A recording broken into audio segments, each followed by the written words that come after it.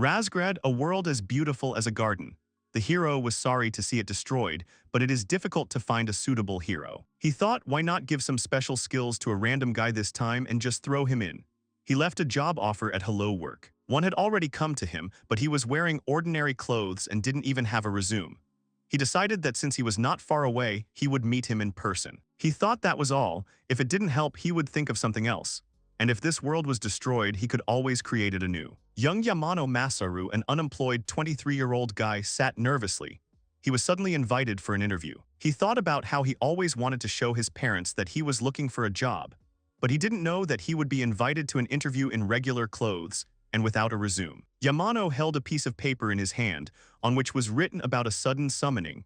It was a test in a small garden of the world of Razgrad. A person was needed who could stay for a long period of time. The monthly salary was 250,000 yen plus commission. As soon as the other man entered the room, Yamano greeted him and asked the man to take care of him. The man asked Yamano to sit down and then asked if the guy was the Yamano Masaru they had contacted. He said that he was in charge of hiring. Yamano awkwardly apologized for dressing like that. He asked what kind of testing he was going to be taking. The man asked if Yamano had played RPG games. The boy exclaimed that he loved them. The man replied that it made things easier. He said they wanted Yamano to test out a new skill system they were going to introduce. He handed the boy a sheet and asked him to fill it out. Yamano picked up the contract and the questionnaire and quickly filled them out. The man checked everything and then said that he would like Yamano to begin exploring the world of Razgrad right now. Yamano asked in surprise what it meant when suddenly the landscape around him changed. The guy found himself on the same chair but on the street. There was grass under his feet. He sat in a stupor and looked ahead. The guy was a little surprised, after which he laughed and said that he understood. He assumed that this was the virtual reality they were talking about. Suddenly, the man said that it was real. Yamano exclaimed that he could hear Ito's voice from somewhere. Surrounded by walls opened up before him. Yamano jumped up, asking if this was real since he had just been to an interview. Ito said that Yamano is no longer on Earth and this is another world. The man repeated that this is a test in the world of Razgrad and this is not a game. He said that Yamano would die if he was killed there. The guy was shocked. Ito said that he wanted Yamano to test his skills here. He said that the only thing Yamano needed to know was that this world would collapse in 20 years. The guy asked if he had the right to refuse. Ito said that there was no such thing because Yamano had already signed the contract. Yamano asked if there could be a return. Ito stated that he could not return now, but if he fulfilled the terms of the contract, the man would return him. He said that now Yamano doesn't need to think about difficulties like saving the world, but just testing his skills and living the way he wants. That's enough. The man said it was simple, but without a weapon, Yamano would have a hard time. He told Yamano to say menu in his head. Immediately after that, a small window appeared in front of Yamano. Ito said that in addition to controlling his skills, he can also retrieve items from the menu using spatial magic. And as a parting gift, Ito left Yamano with some basic items and skills. He was sure that the boy would find them useful. First, he should go to Shiori City and register with the guild. He will complete quests and increase his skill levels faster. On the way, he might encounter monsters, just wild rabbits. Wild rabbits only attack those weaker than them, so Yamano was safe. The boy asked Ito who he was. The man said that he was the ruler of this world, and Yamano could consider him something like a god. He said goodbye to Yamano and wished him good luck. The guy was typing something into the menu, saying that since he couldn't go back, he would do it.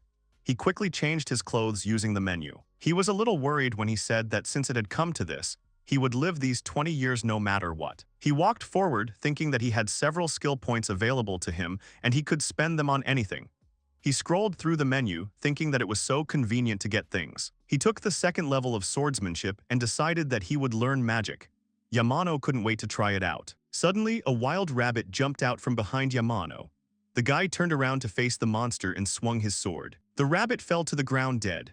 Yamano looked at it and realized that it was one of those the god had spoken of. The guy was more interested in his movements. He said with admiration that he had never picked up a sword, but he was able to use it as if he knew everything. He thought that it might be a cheat from the system's skills. He thought that a good life awaits him in this world. Yamano turned around at the sound and saw two rabbits. He was about to attack them, but in an instant they became 100 times larger. The boy thought that there were too many of them. He attacked them and thought about God's words that the road to the city was safe. He remembered that God had said that rabbits attack those who are weaker than them. While they were attacking him, he realized that he was weaker than a rabbit. There were more and more of them. He didn't mind, but he didn't understand why his body had become so heavy. He thought that the skill system should help him use the sword. The description of the swordsmanship skill said that it allowed him to be on par with a trained soldier. However, the guy was a hermit and he knew how to use a sword, but he lacked stamina.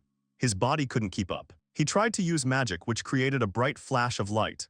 Light is a magic for illumination, but depending on the application, it can be blinding. He decided to use fire magic. He had to finish them off quickly because his body wouldn't last long. He didn't understand why this magic took so long. He wanted to do it faster before the rabbits noticed him. When they were already running towards him, the guy used a small explosion. The guards noticed the smoke. When they arrived, they saw Yamano unconscious and decided to take him to the church. When a guy thought he had found a job, he was attacked by wild rabbits in another world. He thought he was talking nonsense, but he himself didn't know what was going on. When Yamano opened his eyes, he saw a completely unfamiliar sailing. The guy always wanted to say this phrase. He lay and looked up. He stood up, wondering where he was. At that moment, a girl entered the room and said that she was glad to see that Yamano had woken up. She said her name was Angela and she was a priestess. She said that Yamano had passed out after using up his mana and stamina. Angela said that he needed to be careful with his mana. Yamano said he would be careful. He thought she was beautiful. The guy asked where he was, to which Angela replied that he was in the city of Shiori in the church infirmary. Angela explained that the church's job is to honor the gods and heal the townspeople. Yamano said he understood. He guessed that he had reached Shiori City, and for some reason he could talk to her. Yamano thought that it might be because of the skill standard language of the world of Razgrad. Angela asked who he was and if he was an adventurer. Yamano Masaru introduced himself and said that he wanted to become an adventurer. Angela said that she had never heard such names before. The girl turned to Masaru and told him that she had been told earlier that he had lost consciousness outside the city. Yamano was a little surprised that she had spoken to him without suffixes. The girl asked if that meant he was being attacked. Yamano immediately remembered the rabbits. The guy looked away and said it was a ferocious monster. He thought he wasn't lying because they were real monsters. Angela said she thought the area around town was safe. She said that the guild needed to be notified about this, and Yamano would go there and register as an adventurer. The guy wanted to thank Angela when suddenly an idea came to him. He thanked her and called her Sweeten. The girl blushed and asked him not to call her that. Yamano thought she responded cutely. She seemed like a carefree person and he thought she wouldn't pay attention to it. Angela said that Masaru is younger than her and he should show respect to his elders. The guy said that he is 23. Angela was surprised and said that she was 20 and he was older. He thought that Oriental people looked younger. The guy apologized and said that it was a joke. Yamano thanked the girl for taking care of him. Angela said that if something happened, he could always rely on the church. She said that even though they serve the gods, faith alone cannot fill one's stomach. Angela said that she would be glad if he were more grateful. The shocked guy gave the girl some money and left. Angela waved after him.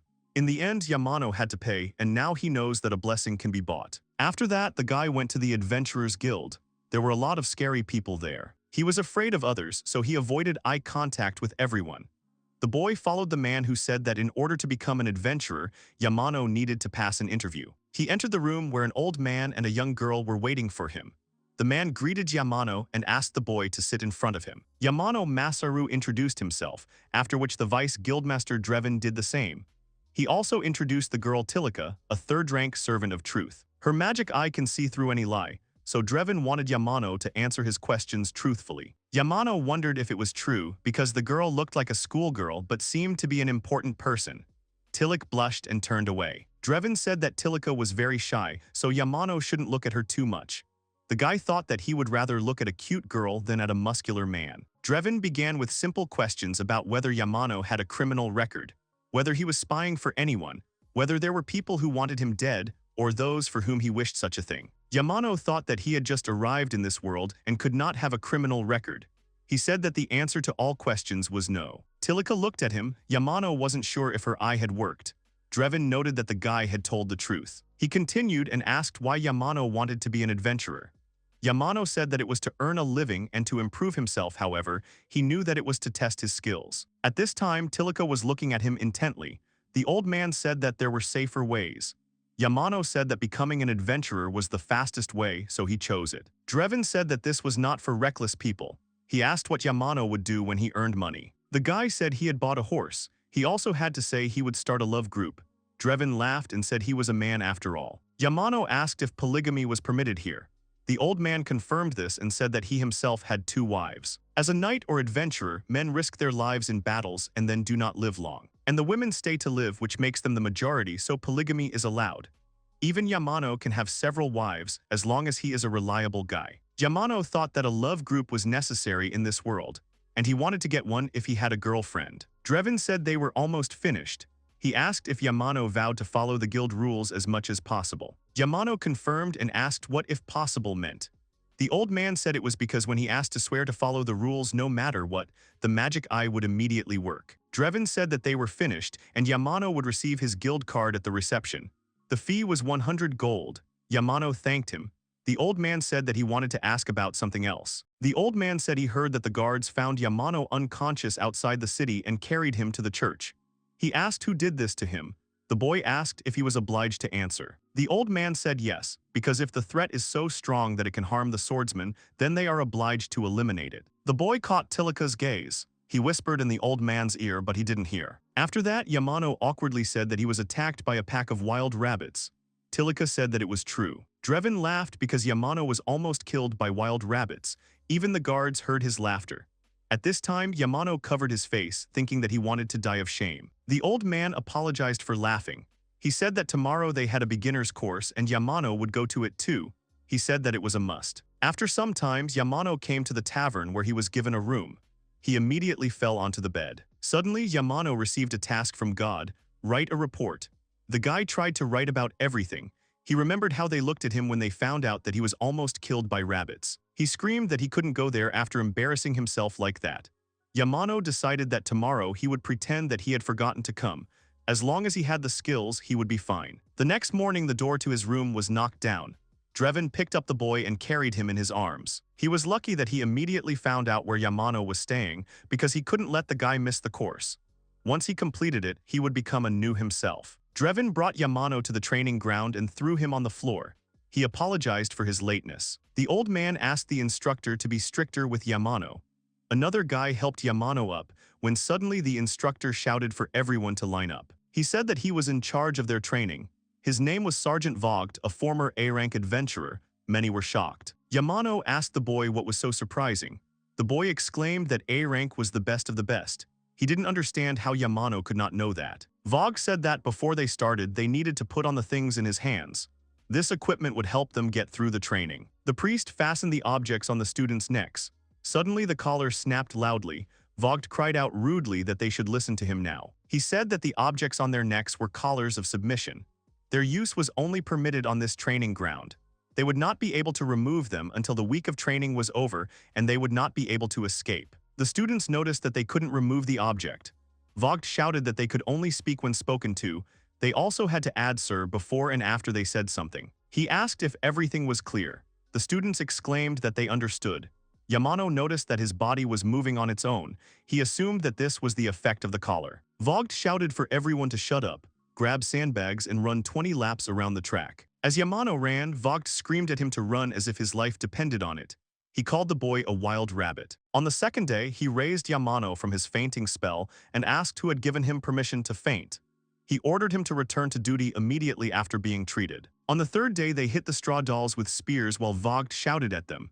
On the fourth day, they held the bar. Vogt said that they could hate him, but that was the only way they would learn. He was strict but fair.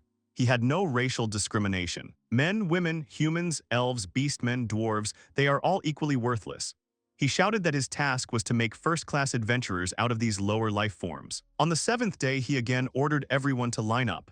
By this day, Yamano was more stern. The priests asked the disciples to look at the light around their fingers. With this, they removed their shackles. Immediately after this, Vaughn hugged them and said that the training was over. He stated that they had tried very hard and had overcome this difficult test. He said that they were now adventurers. Many cried with joy. Vaughn turned to Yamano and said that there was something else he had to do. He pointed to the wall and said that Drevin was waiting for him. The old man asked if Yamano was angry that he had dragged him there. The guy said that it was not so because thanks to Drevin he was brought into shape. He thanked the old man. Drevin said it was worth playing the bad guy to hear that. He said he didn't want to resort to that, so it was good that Yamano understood. Tillich said he was guilty. He asked if the old man had brought the girl with him knowing that he would lie. The old man said that anyway, the guild had just received a request that would interest Yamano. It was the elimination of 5 wild rabbits. The goal was to collect the meat of the 5 rabbits and deliver it to the guild. He asked if Yamano would do it. The guy grabbed the task and quickly came to the guild. He said that he would take it on. The people in the guild laughed at him, saying that he should not die because of the rabbits this time. Yamano walked past the taunts in silence. Drevin asked Vogt what he thought. The man said they would find out soon. Yamano thought that he had skill points available, but he didn't want to spend them.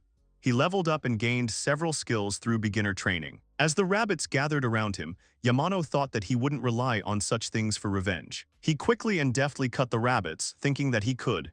He deftly found opponents and threw daggers at them. The rabbits quickly gathered around him, but Yamano killed them just as quickly. By the end of the battle, there were piles of bodies around him. He turned around and saw the rollers running away. He received the item rabbit meat. Very soon he returned to the guild. Those who had laughed at Masaru as he left asked if he had hunted. Since he was a newcomer, one of the men suggested that he had killed 2 or 3 rabbits. Suddenly Yamano said that he had collected 57 rabbits. The man fell silent. He stood next to him and said that Yamano had just left the guild and he couldn't have caught so many in such a short time. The man said that the guild card automatically records how many monsters he killed, so he didn't have to pretend. Yamano silently pressed the button on the menu, after which the rabbits began to fall in heaps. The guy said that it was written so on the guild card. He asked if the man really wanted to count this mountain of rabbits. Everyone was amazed. Suddenly Drevin began to clap proudly. Following him, others did the same. They praised the guy, saying that he turned out to be completely different. No one who was there laughed at Masaru anymore. The adventurers praised his feat, and in honor of this they nicknamed him Rabbit Hunter. They no longer called him Little Rabbit but Mr. Rabbit. Yamano asked if they could call him by his name. Yamano received new leather equipment. At the Adventurers Guild, one of the men wished the boy a good rabbit hunt today. The man said that if Yamano ever wanted to join the group, he should tell him and he would make a man out of the boy. Yamano agreed and thought that they had started talking to him normally lately. But since most adventurers look scary, he couldn't get used to it. He clicked on the menu, thinking that he had learned something new and useful in the beginner's training. This meant that he could gain skills without spending points. He wanted to save the points just in case.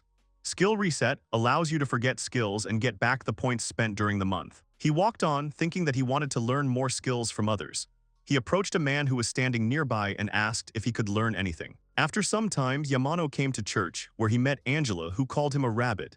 He asked not to call him that and asked how the church knew this nickname. The girl said that the whole town was talking about it, Rabbit Hunter Masaru Yamano. He said that he didn't want anyone to know about it. Angela asked what brought Yamano to the church. The boy said that he wanted to learn healing magic, but when he asked about it at the guild, he was told that he could learn at the church by making a donation. Angela said that she would teach him, and since he had made a donation last time, the lesson would be free. She called him to follow her and said that he was amazing. The guy asked why. Angela said that it was because of the rabbits. She didn't know if he knew about it, but rabbits are a very harmful species. These pests cause damage to crops, but the reward for them is low, so high-ranking adventurers do not take on this task. Low-ranking ones have a hard time dealing with them. The rabbits are too nimble and traps are not effective against them. She said that Yamano had conquered a whole mountain in a day, and that was great. The harvest was saved, and their skins and meat became food and clothing. She praised Yamano for helping others. The guy blushed. He didn't understand how she could say such things so openly. He said that Angela was exaggerating a little. The girl said that it was true. She said that they could practice in this room. Learning healing magic takes 2 or 3 days of hard training or 2 weeks of easy training. She asked him which he would choose. Yamano said he wanted to test his potential with heavyweights. Angela said he said something cool. The guy thought that instead of wasting 2 weeks, he would learn the skill quickly and save points. Angela asked Masaru for her hand. He held it out with the back side, and Angela told him to turn it over. The guy thought that Angela's hand was soft. The girl put her hand down and asked Yamano not to move. She said she might miss. Immediately after that, she plunged the dagger into his hand. Yamano pulled his hand back and screamed as blood poured out. The girl said that there was no need to scream about it. Yamano exclaimed that she shouldn't talk nonsense. Angela said that she would heal him and he should carefully watch the flow of mana. The guy looked with admiration at how streams of magic developed around Angela. After that, she wiped the guy's hand. Yamano looked and noticed that she had healed. Angela said that the wound was large, so most likely Yamano saw the flow of mana. The guy confirmed this and said that he felt it more than he saw it. The girl told him to try to create the same flow of mana himself. The The girl grabbed Yamano's hand and the dagger, then said that she needed to do it again. The guy screamed and asked her to stop. He noted that she was terribly strong. Angela told him not to worry because now it would only be the tip.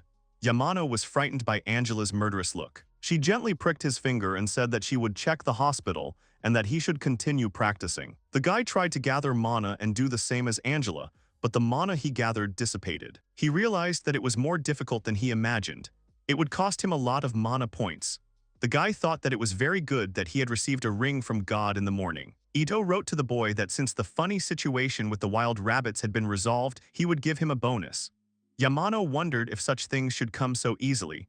It was a ring of magic. Yamano thought that the expenditure of mana caused weakness throughout his body. Suddenly he heard sounds behind him. He turned around and saw children. When the boys noticed that Yamano saw them, they hid. The guy smiled. After a while, Angela came with tea. She apologized and said that the hospital business had kept her longer than she thought. She heard Masaru telling the children about how he had thrown back a giant wild rabbit that had attacked his sword and thrown knives at it. But before finishing him off, Yamano managed to kill 10 or 11 other enemies and then struck him down. He thought that children were so innocent. Even the story about the wild rabbit made them respect him. Seeing how Yamano was getting along with the children, Angela smiled warmly. She coughed, which caught Yamano's attention. She apologized for distracting him when he was having so much fun. The boy turned pale. Angela told the children that she and Yamano had something to talk about, so they should finish for today. The children agreed and ran away. At this time, the guy was bashfully covering his face with his hands. Angela called Yamano a rabbit hunter and said that the story was wonderful. The guy asked her to stop. The girl asked if he was able to use healing magic. Yamano said that he could probably repeat the flow of mana, but there was one thing. The girl used magic on his hand and told him to try again. Angela smiled and said if he was doing it right. She said that the wound was a river of possibilities. He needed to imagine a healthy body, and only mana would flow through it. The magic swirled around Yamano, and the small cut on his hand healed. They both happily noticed that he had succeeded. Angela exclaimed that the guy was a genius. Yamano said that she was flattering him. She meant that it took her half a year to master the art of healing. And since Yamano managed to do it in a day, he is a genius. The guy thanked Angela. He opened the menu and saw that he had learned it, but he was happy not because of this. He looked at Angela and thought that it was good that he had someone with whom he could share his joy. The girl noticed his gaze and asked if he could have any mana left. The already frightened guy sighed with relief. He remembered how much mana he had when he looked at the menu. He told Angela that he had enough mana to continue training. The girl said that in that case she would ask him to help in the hospital as a practitioner of healing magic. She just wanted to make him work for free. She began to beg him because they cannot cope with all the patients, with the number of healers that they have. The guy thought about it because he could be with Angela. He said that he agreed because of her requests. Angela thanked him. She told him to come to church tomorrow morning. The boy looked at the statue and thought that it looked like the god Ito. He remembered that the man said that he was like a god, but Yamano thought that he was actually a god. He heard children running somewhere and shouting that they would tell everyone. The guy saw a crowd of people at the entrance to the church. Angela greeted Yamano and said that today he would heal all these people. The guy asked Angela if he wanted him to cure them all. The girl said that they were his visual aid. The guy asked if it was necessary to say that. Angela said that they usually receive people at the hospital, but since there were a lot of people, the reception would be at the church. And since Yamano agreed to use his power for free for the sake of practice, yesterday she asked the children to tell the townspeople about it. She didn't expect all these people to come. Yamano asked why she did it. Angela said that it would be a good experience for Yamano. The guy said he didn't want to appear in front of the crowd. He apologized and said he would go back to the tavern when suddenly he felt that Angela was too close. She was soft, and because of this he lost time to escape. The girl brought clothes that their priest usually wears. She also took everything that Yamano asked for. The girl asked him why he needed a mask and a cloak. Yamano said that it would prevent people from remembering his face because he didn't want to stand out. Angela thought that his clothes only made him stand out more. Yamano regretted that he couldn't leave because of Angela's body, which was to be expected. He thought that he couldn't pass by all these people, and besides, he had already promised to help. He didn't want to hold back, so he spent all his points on improving healing. He called the first visitor. An elderly woman came in and said she had been having problems with her eyesight lately. Yamano asked if it was presbyopia. The woman was perplexed. Yamano said that this happens with age and it is not a disease. The woman still hoped that Yamano's treatment would improve her condition at least a little. The guy looked at Angela, who was blinking at him in Morse code so that he could heal the woman. Yamano put his hand to the woman's forehead and began to cast a spell. The woman exclaimed that she could see better. The guy thought it was a placebo effect. Angela called the next client. A man came in and said his shoulders had been hurting since he turned 40. Yamano said that was how it was supposed to be after 40. The next person said that his hair has been falling out lately. Yamano said that it was hereditary. Next was a girl who said that her skin had become dry because she didn't sleep enough. Yamano said that she shouldn't neglect her health and not rely on magic. He yelled at Angela that it was supposed to help him with his training, but he didn't want to waste mana on that. Angela explained that they said it was free and many people came because of that. The girl called the next one. Yamano thought that if he could give them a little peace, then everything would be fine. The next person to come in was a man with a child who was coughing heavily. Yamano started using magic. He thought he could cure her, but it wouldn't solve the problem. He saw that the girl was malnourished. Anyone could tell that she was lacking nutrients. The girl told her father that she was feeling better. Yamano thought he should scold his parents for letting things get to this point, but there were other factors. The father thanked the doctors for saving the girl. Yamano saw that the father was as thin as the girl. The boy opened the menu and handed them a rabbit. He told the man to keep it a secret and share it with his daughter. They needed to eat well. The father and daughter were shocked. They took the rabbit and thanked Yamano. They were led to the back door. Yamano asked if there were many more people like him. Angela said there were more of them than Yamano could imagine. They can't provide free treatment often, so they probably came hoping that the rumor about free treatment was true. They healed people for a reasonable fee, but they also needed to support orphans. So they also took in those they normally couldn't afford to take in. And even if they treated them, the problem was still something else. Yamano understood this. He sat down and told Angela to let the seriously ill stay and the rest go. Angela agreed. The guy tried to treat everyone who came to him, but one of his clients left him speechless. In the arms of the thin man lay a child who was breathing heavily. Yamano continued to treat him, but it did not help. The child was in a terrible state. Angela took the guy by the shoulder and then he understood everything. He apologized to the man and said there was nothing more he could do. The man looked at the child and said they had tried and that was enough. He cried heavily and hugged his son. He realized that magic would not help. Yamano turned pale. In the novels that the boy spent a lot of time reading when he was unemployed, the main character received a superpower from God. The ability was unmatched in the other world. That's what he meant when he said that. He had tricks too, he shouldn't have had any equal. And yet he couldn't save those right in front of him. Angela had said that too. He cried when he thought about how poverty couldn't be cured by magic. When he finished the work, he collapsed from fatigue and said that it was harder than he thought. Angela said that he had done a good job. She was impressed that the boy had healed so many people in one day. When the girl brought him a mug, Yamano asked in horror what this viscous liquid was. Angela said that this is a thick tea for magicians. It will help him restore mana and relieve fatigue. The guy was not very inclined to it. Angela said that she had sent the remaining patients home. She added that he did not need to worry, because she had told them in advance that when the healers ran out of mana, the reception would end. He agreed. The girl said that he had helped a lot today and thanked him. Yamano also thanked her and said that thanks to her, he had become more confident in using healing magic. He turned away and said goodbye. The girl told him that he shouldn't worry about it. He had helped many people today. Angela doesn't have as much mana as Masaru, so it's impossible for her to heal that many people. They were able to help everyone only because the guy was there. She said that she would like him to help tomorrow too, if he doesn't mind. The guy thought that his mana and healing magic were obtained through cunning and useful equipment, and not through his own efforts. However, if he could use them to save others, he would agree. He exclaimed to Angela that they should calm down and try harder next time. He said that his mana was not unlimited, and the problem of poverty could not be solved with magic, so they should try as best they could without overexerting themselves. Angela agreed. The girl said it was a relief because it was supposed to be a training session, and he looked like he was fixated on it, and Angela was worried. The guy said that faced with the harsh reality, he became a little depressed. However, Angela encouraged him.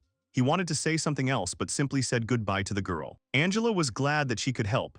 At that time, adventurers were walking through the forest and noticed the monsters. They said that trouble should be expected from the monsters because they were clearly up to something. One of the men said that in his hometown, such marching monsters are called the Night Parade of 1,000 Demons. Another said that it was a suitable description. They were going to report the monsters to the guild. Yamano came to the Adventurers Guild.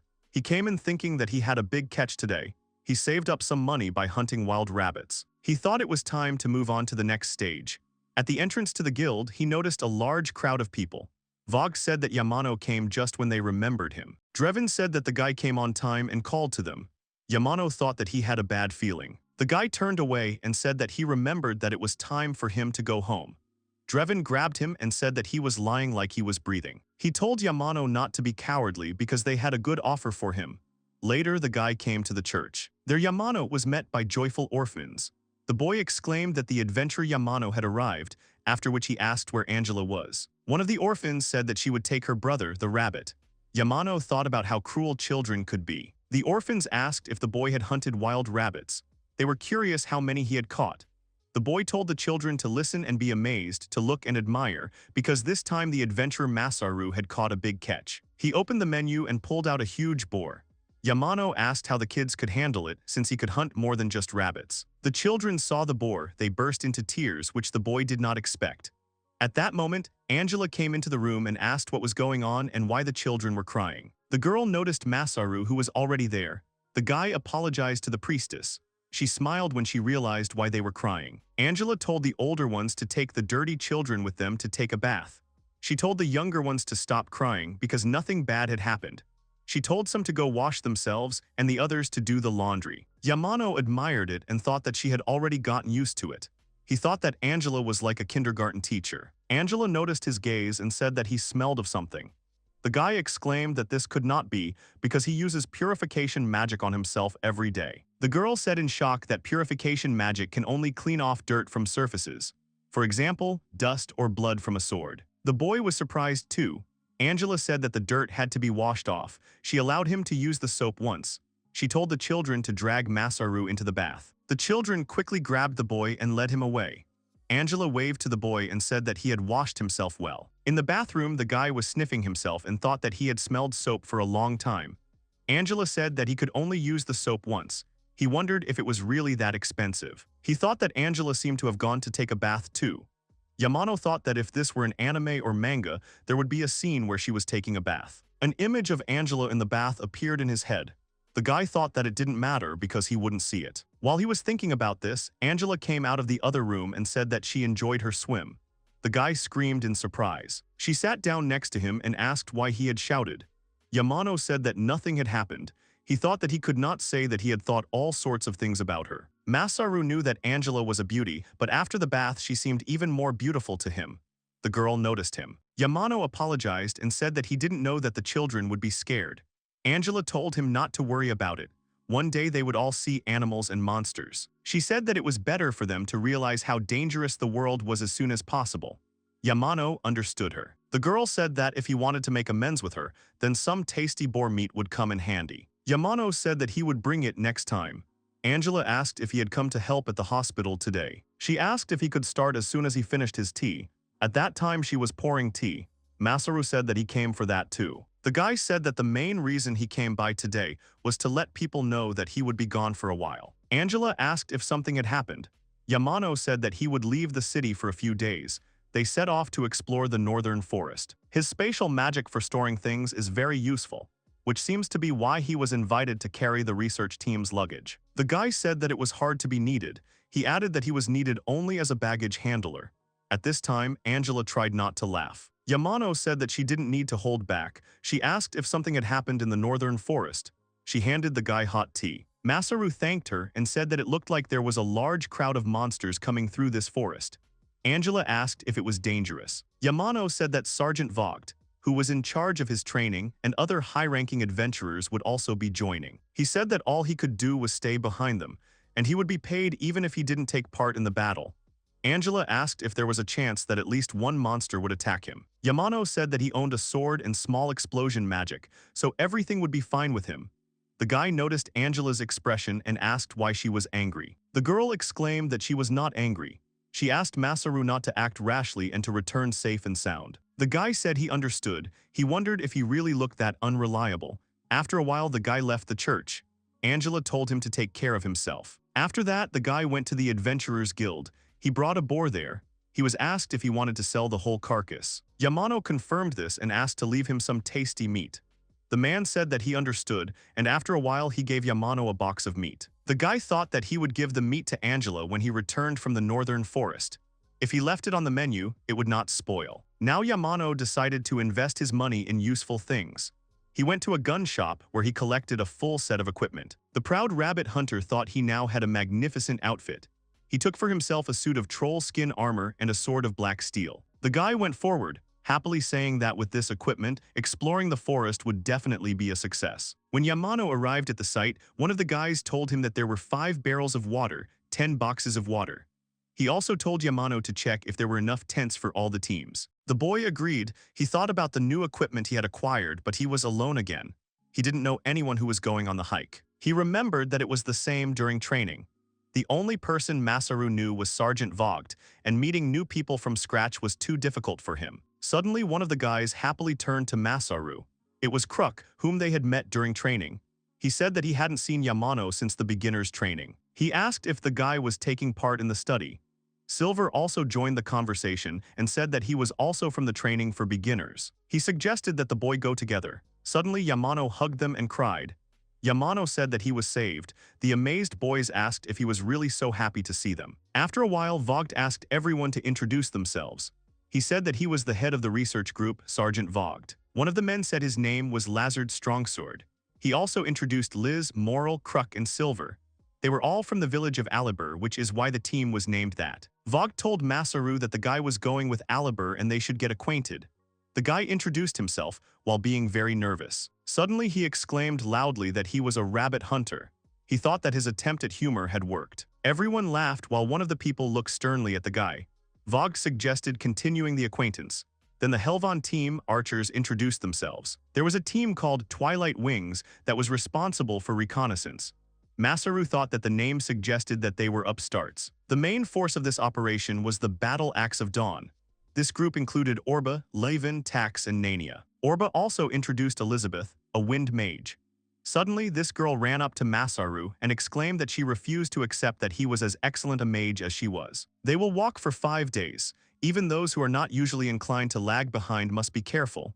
Everyone agreed. Lazard told Masaru to stay close to them.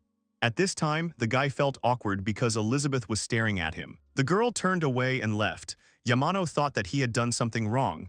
Elizabeth continued to look at him. Crook suggested that there was something she didn't like about Yamano.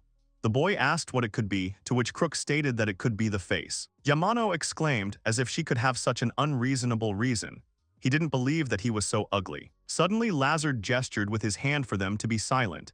He said that there was a group of monsters ahead. Their mission was to explore the forest. One of the adventurers asked if this meant they should avoid unnecessary battles. Orba said that if they left them like this, they might be attacked from behind later. He thought they should be destroyed. Lazard said they would do it because they were just orcs and goblins. Even if there were 50 or 100 of them, it wouldn't change anything. Vogt suggested taking the monsters in a pincer attack. First, they would attack them with magic, and then suddenly the archers would attack from behind. The rest will enter the battle according to the circumstances. Everyone agreed. They told Masaru and Elizabeth that the first strike was theirs. Elizabeth went forward and screamed so that Yamano could not interfere with her. The guy agreed and thought that she hated him. Everyone stood in their positions. Elizabeth began to use a spell. She said that by the spiritual contract between the ancestors and the ancient spirits, with this finger and wisdom she commands the void of heaven to attack. The guy thought it was unusual. Elizabeth summoned a storm and Yamano used a small explosion. The monsters flew apart. One of the goblins tried to call for help, but was attacked. The archer said that he would not allow them to call for reinforcements. Orba shouted that they were badly damaged. Following these words, the wings of Twilight ran into battle. Lazard told Moral that he was leaving the care of those two to him. Lazard himself went into battle. Yamano did not want to interfere, so he decided to help with magic. It was a fire arrow. He shot an arrow and hit the monsters. Elizabeth saw it and said that Yamano was really talented. He asked if she was serious. The girl blushed and exclaimed that he should not weaken his defense until they had defeated all the enemies.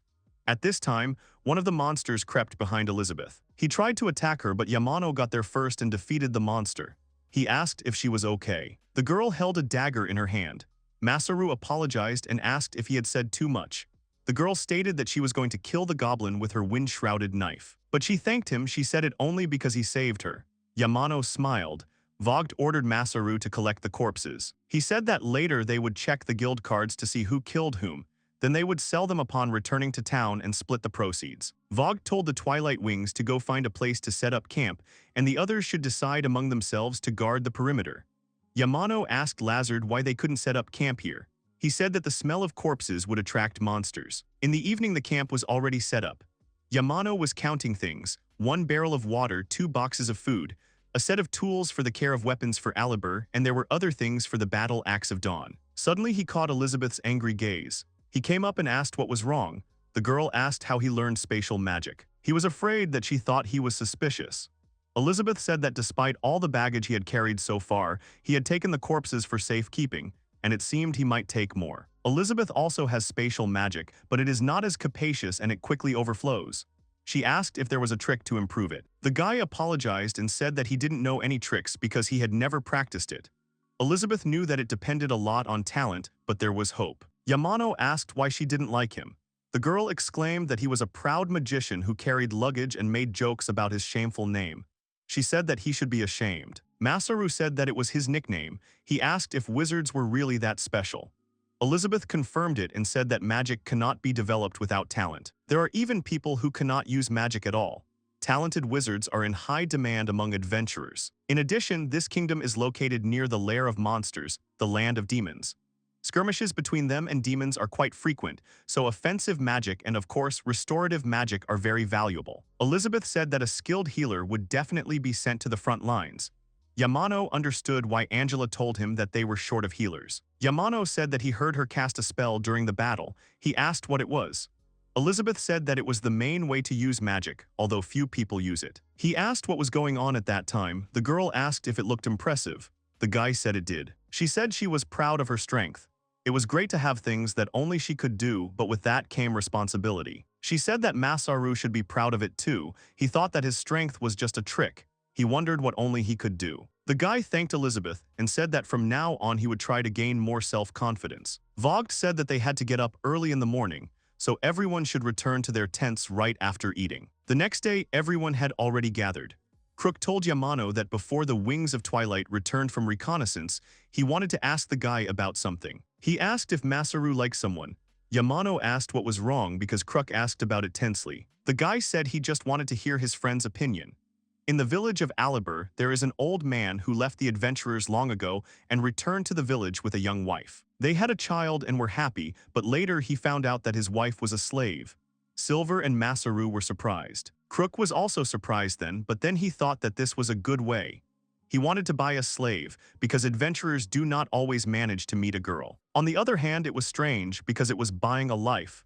So he wanted to hear his friend's opinions. Yamano thought that this was not a common occurrence in Japan. Silver said that it was wonderful. He had recently seen a waitress that Croc liked flirting with the chef, so he needed a more reliable way. Yamano didn't understand why Silver said that.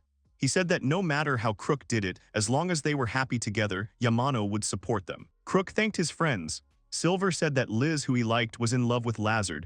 Yamano asked if they were friends. Vogt told them to stop talking because they were on a mission. One of the adventurers said that things were bad. They had found traces of a dragon. Everyone tensed up. These creatures are at the top of the food chain. They thought that the dragon was going to nest in the forest.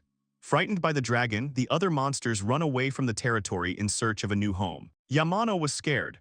Since he was in a fantasy world, it was not surprising that they existed, but he could not believe it. This was the answer to the question of why the monsters were leaving in droves, but they didn't know what to do now. They didn't want to say it, but after yesterday's battle, the number of monsters and beasts had decreased. And far from there is a place where the dragon can get food, the city of Shiori. People were shocked. Razgrad said it would take the dragon half a day to reach the city, and things could get worse. They had to defeat it there. The plan of action was in charge of Battle Axe of Dawn since they have experience in fighting the dragon. The man asked Masaru what about him. The guy didn't understand him. Vogt said that initially Masaru was only carrying luggage, so he didn't need to risk his life and his participation was not necessary. Razgrad said that it was better to take on this because they had experienced people. He would participate and receive a large reward, increase the rank of adventurer, and return to the city as a winner. Crook said he would do it. It would be his first step toward buying a slave, and he would cut a little. Silver said that if an adventurer strives to be the best of the best, then sooner or later he will come to the dragon. What to do if you don't take risks and don't grab every opportunity? Vogt asked what Yamano would do. The guy didn't want to risk his life. Right now, he was better than anyone at hunting wild rabbits and wild boars. He could continue to act as usual, earn money, and test his skills. So he had no reason to put his life on the line in a fight against a dragon that had appeared out of nowhere. Suddenly, he remembered Angela. He said he would do it, but they shouldn't expect much from him. Vogt told the Twilight Wings that if they lost the fight, they needed to report it to Shiori City. They agreed. Vogt said that they would first lure the dragon outside, since they wouldn't be able to hit it properly inside the nest. One of the adventurers asked why they couldn't use Masaru's explosive magic to bury it alive. Orba said that this would not be enough to win. The dragon could escape and go build a nest somewhere else, and they could not be sure that it would not be near Shiori. Razgrad said they had to defeat him when he came out to eat them. Vogt said they would take his wings with Masaru and Elizabeth's magic. Afterwards, they will cut off all escape routes. Orba said that they will do the rest. They were counting on the wizards. Now Vogt asked the boys to write 2 copies of their wills. Yamano began to regret his decision. 1 copy went to Vogt and the other was with the adventurers. Yamano thought that he would put it in the menu so that God would send a will to his parents. He apologized to his parents and asked them not to look at his computer and just rip out the hard drive. He thought it was important to him. Crook told the boy that after this battle he wanted to buy a slave and live happily. Yamano asked if he was really going to die. Crook did not understand why his friend was saying that. Yamano said that he should not say such things and it did not matter why. He asked what would happen if he died here. Vogt collected the wills, after which they could begin the operation. One of the adventurers went forward with a shield. Yamano used skill reset. He redistributed the points he had gained. He used high-speed spell preparation. First of all, he strengthened his combat skills. He thought that he didn't know how strong the dragon was, so he would take the big explosion instead of the small one. So the dragon would definitely be left without wings. Elizabeth said that this didn't look like Yamano. The guy asked what she was talking about. The girl admitted that Yamano had talent for magic and swordsmanship, and she also heard from the vice master of the guild Shiori that he was the only one working as a low-ranking adventurer. She said that it had nothing to do with ambition and bad intentions. Yamano said that she flattered him. The girl asked why he agreed to participate. The guy said he would tell her if she didn't laugh. The girl didn't promise she wouldn't laugh. Yamano said she had to agree even if it wasn't true. Masaru admitted that when he heard that the dragon might attack Shiori, the face of Angela, whom he wanted to protect, flashed before his eyes. Elizabeth said it was a cliché. Yamano asked if it was too rude. The girl said she was joking, but it was good when there was a reason to fight. Even Elizabeth had something she wanted to protect. She said it with malice, which made Yamano tense. Suddenly they heard a rustling sound in the dragon's cave. As soon as they were given the command, the wizards began the spell. Everyone was ready when the dragon came out of the cave. He said a loud word to the adventurers. Orba told them to be vigilant because dragons are cunning. They always attack the one who looks the weakest. Yamano tensed up a little when he saw that the dragon was bigger than a 2-story house. The dragon attacked the adventurer with the shield, causing him to slide and stop a centimeter from Yamano's face. Elizabeth told the boy to concentrate because magic cannot be interrupted. If he gets confused, they will have to start over and they will lose their chance. Orbo said that once the mages finished preparing the spell, they would lead the dragon straight to them.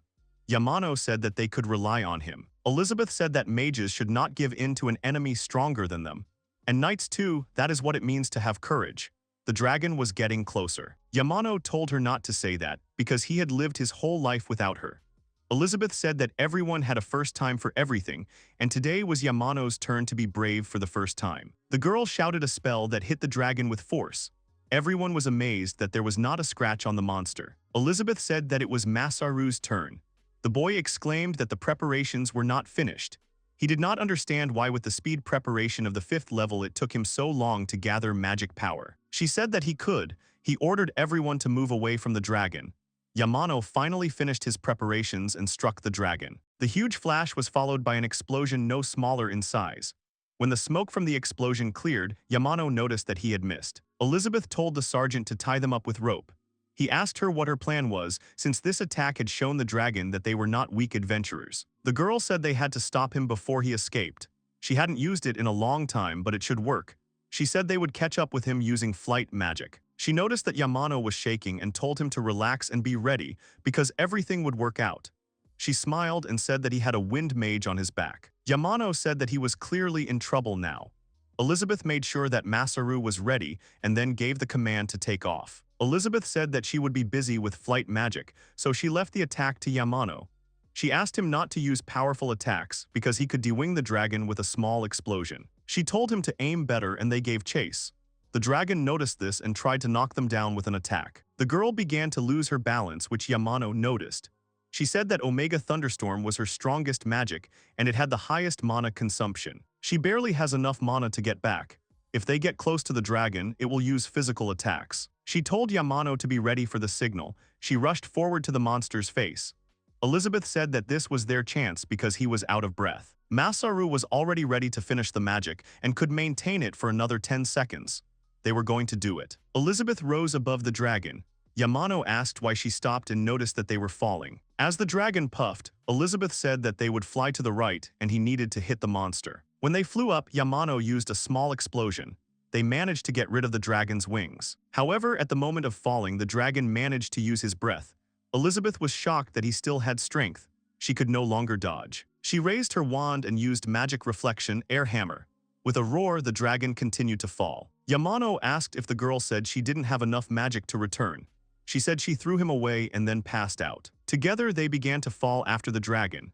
Yamano pressed Elizabeth and began to search the menu for a useful skill, but he had already spent all his points. He used regeneration and wind magic imitation, which slowed down the speed of their fall, but it was not enough. At such a fall, they would have broken. He thought that in desperate situations, the same measures were needed. He pressed the meat and created a bed of wild rabbits. He hugged Elizabeth tightly, then rolled head over heels on the rabbit. He screamed in pain, but his regeneration helped him not to die. Suddenly, he saw a wingless dragon approaching them. The guy was terrified. Suddenly, the monster fell to the ground. On his back were Razgrad and Orba. They reminded him that they said that once Yamano knocked him down, he could leave it to them. Yamano thought that they really only killed him with an axe and a sword. Suddenly, the boy noticed and tried to shout to Elizabeth. He was hitting her in the face when suddenly the girl jumped up and said that she was fine, just tired due to the loss of mana.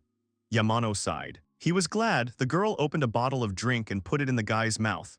She said it was a healing potion. She told him to look at himself. That's what happens when you make a crazy landing like that. The guy said that he had no choice because she said that magicians should be brave. Hearing this, Elizabeth laughed. This meant that she had no right to lecture him. She thanked Masaru for saving her. Elizabeth said that it was a high-level dragon, otherwise her Omega Thunder would have been enough to win. Their guarantee is his destroyed wings.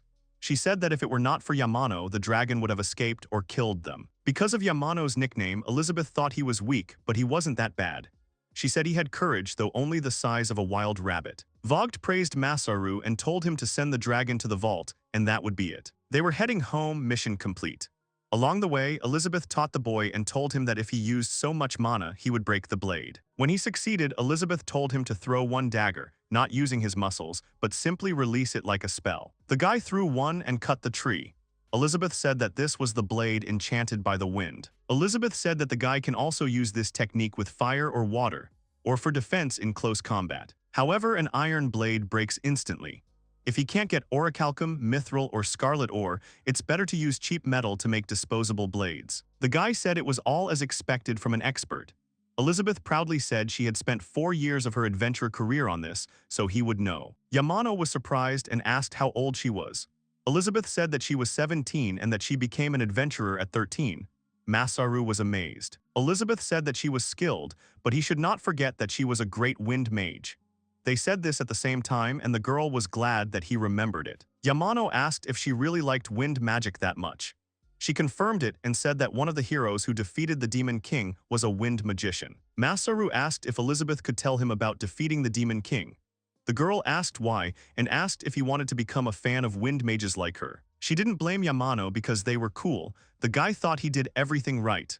The girl said it was an old story. Several centuries ago, a demon king lived in this world, but he was defeated by heroes. Yamano could find books about it. Elizabeth read them many times. The boy asked if the demon king was real. Elizabeth said that the legend of the heroes was the only evidence of his existence, and even that was dubious since only they had seen him. But the girl believed that he existed, and when he returned to life, she would destroy him. Yamano exclaimed that she should not say that. He remembered that this world would be destroyed in 20 years, but he did not know why. It could have been an outbreak of a dangerous disease or a meteorite fall. It could also be the Demon King. He was told that saving the world was not important and that he should focus on testing his skills. But he forgot about it because of the hassle of everyday life. He should have discussed this with God. Elizabeth remembered that Yamano had to land in a dangerous way, which meant that he did not know levitation magic. She asked if they taught this in elementary school.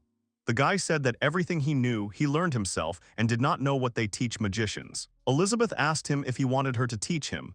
The guy said it would be great if she taught him magic. The girl said she had no choice. It was a rare chance to get such an instructor, but she couldn't refuse when Yamano bowed, touching his forehead to the ground. The guy said he didn't do it. Vogue said he saw it the city of Shiori. They returned home. After a while they were in the Adventurers Guild. Drevin showed Masaru the place and told him to get the dragon. The next moment the monster fell to the ground.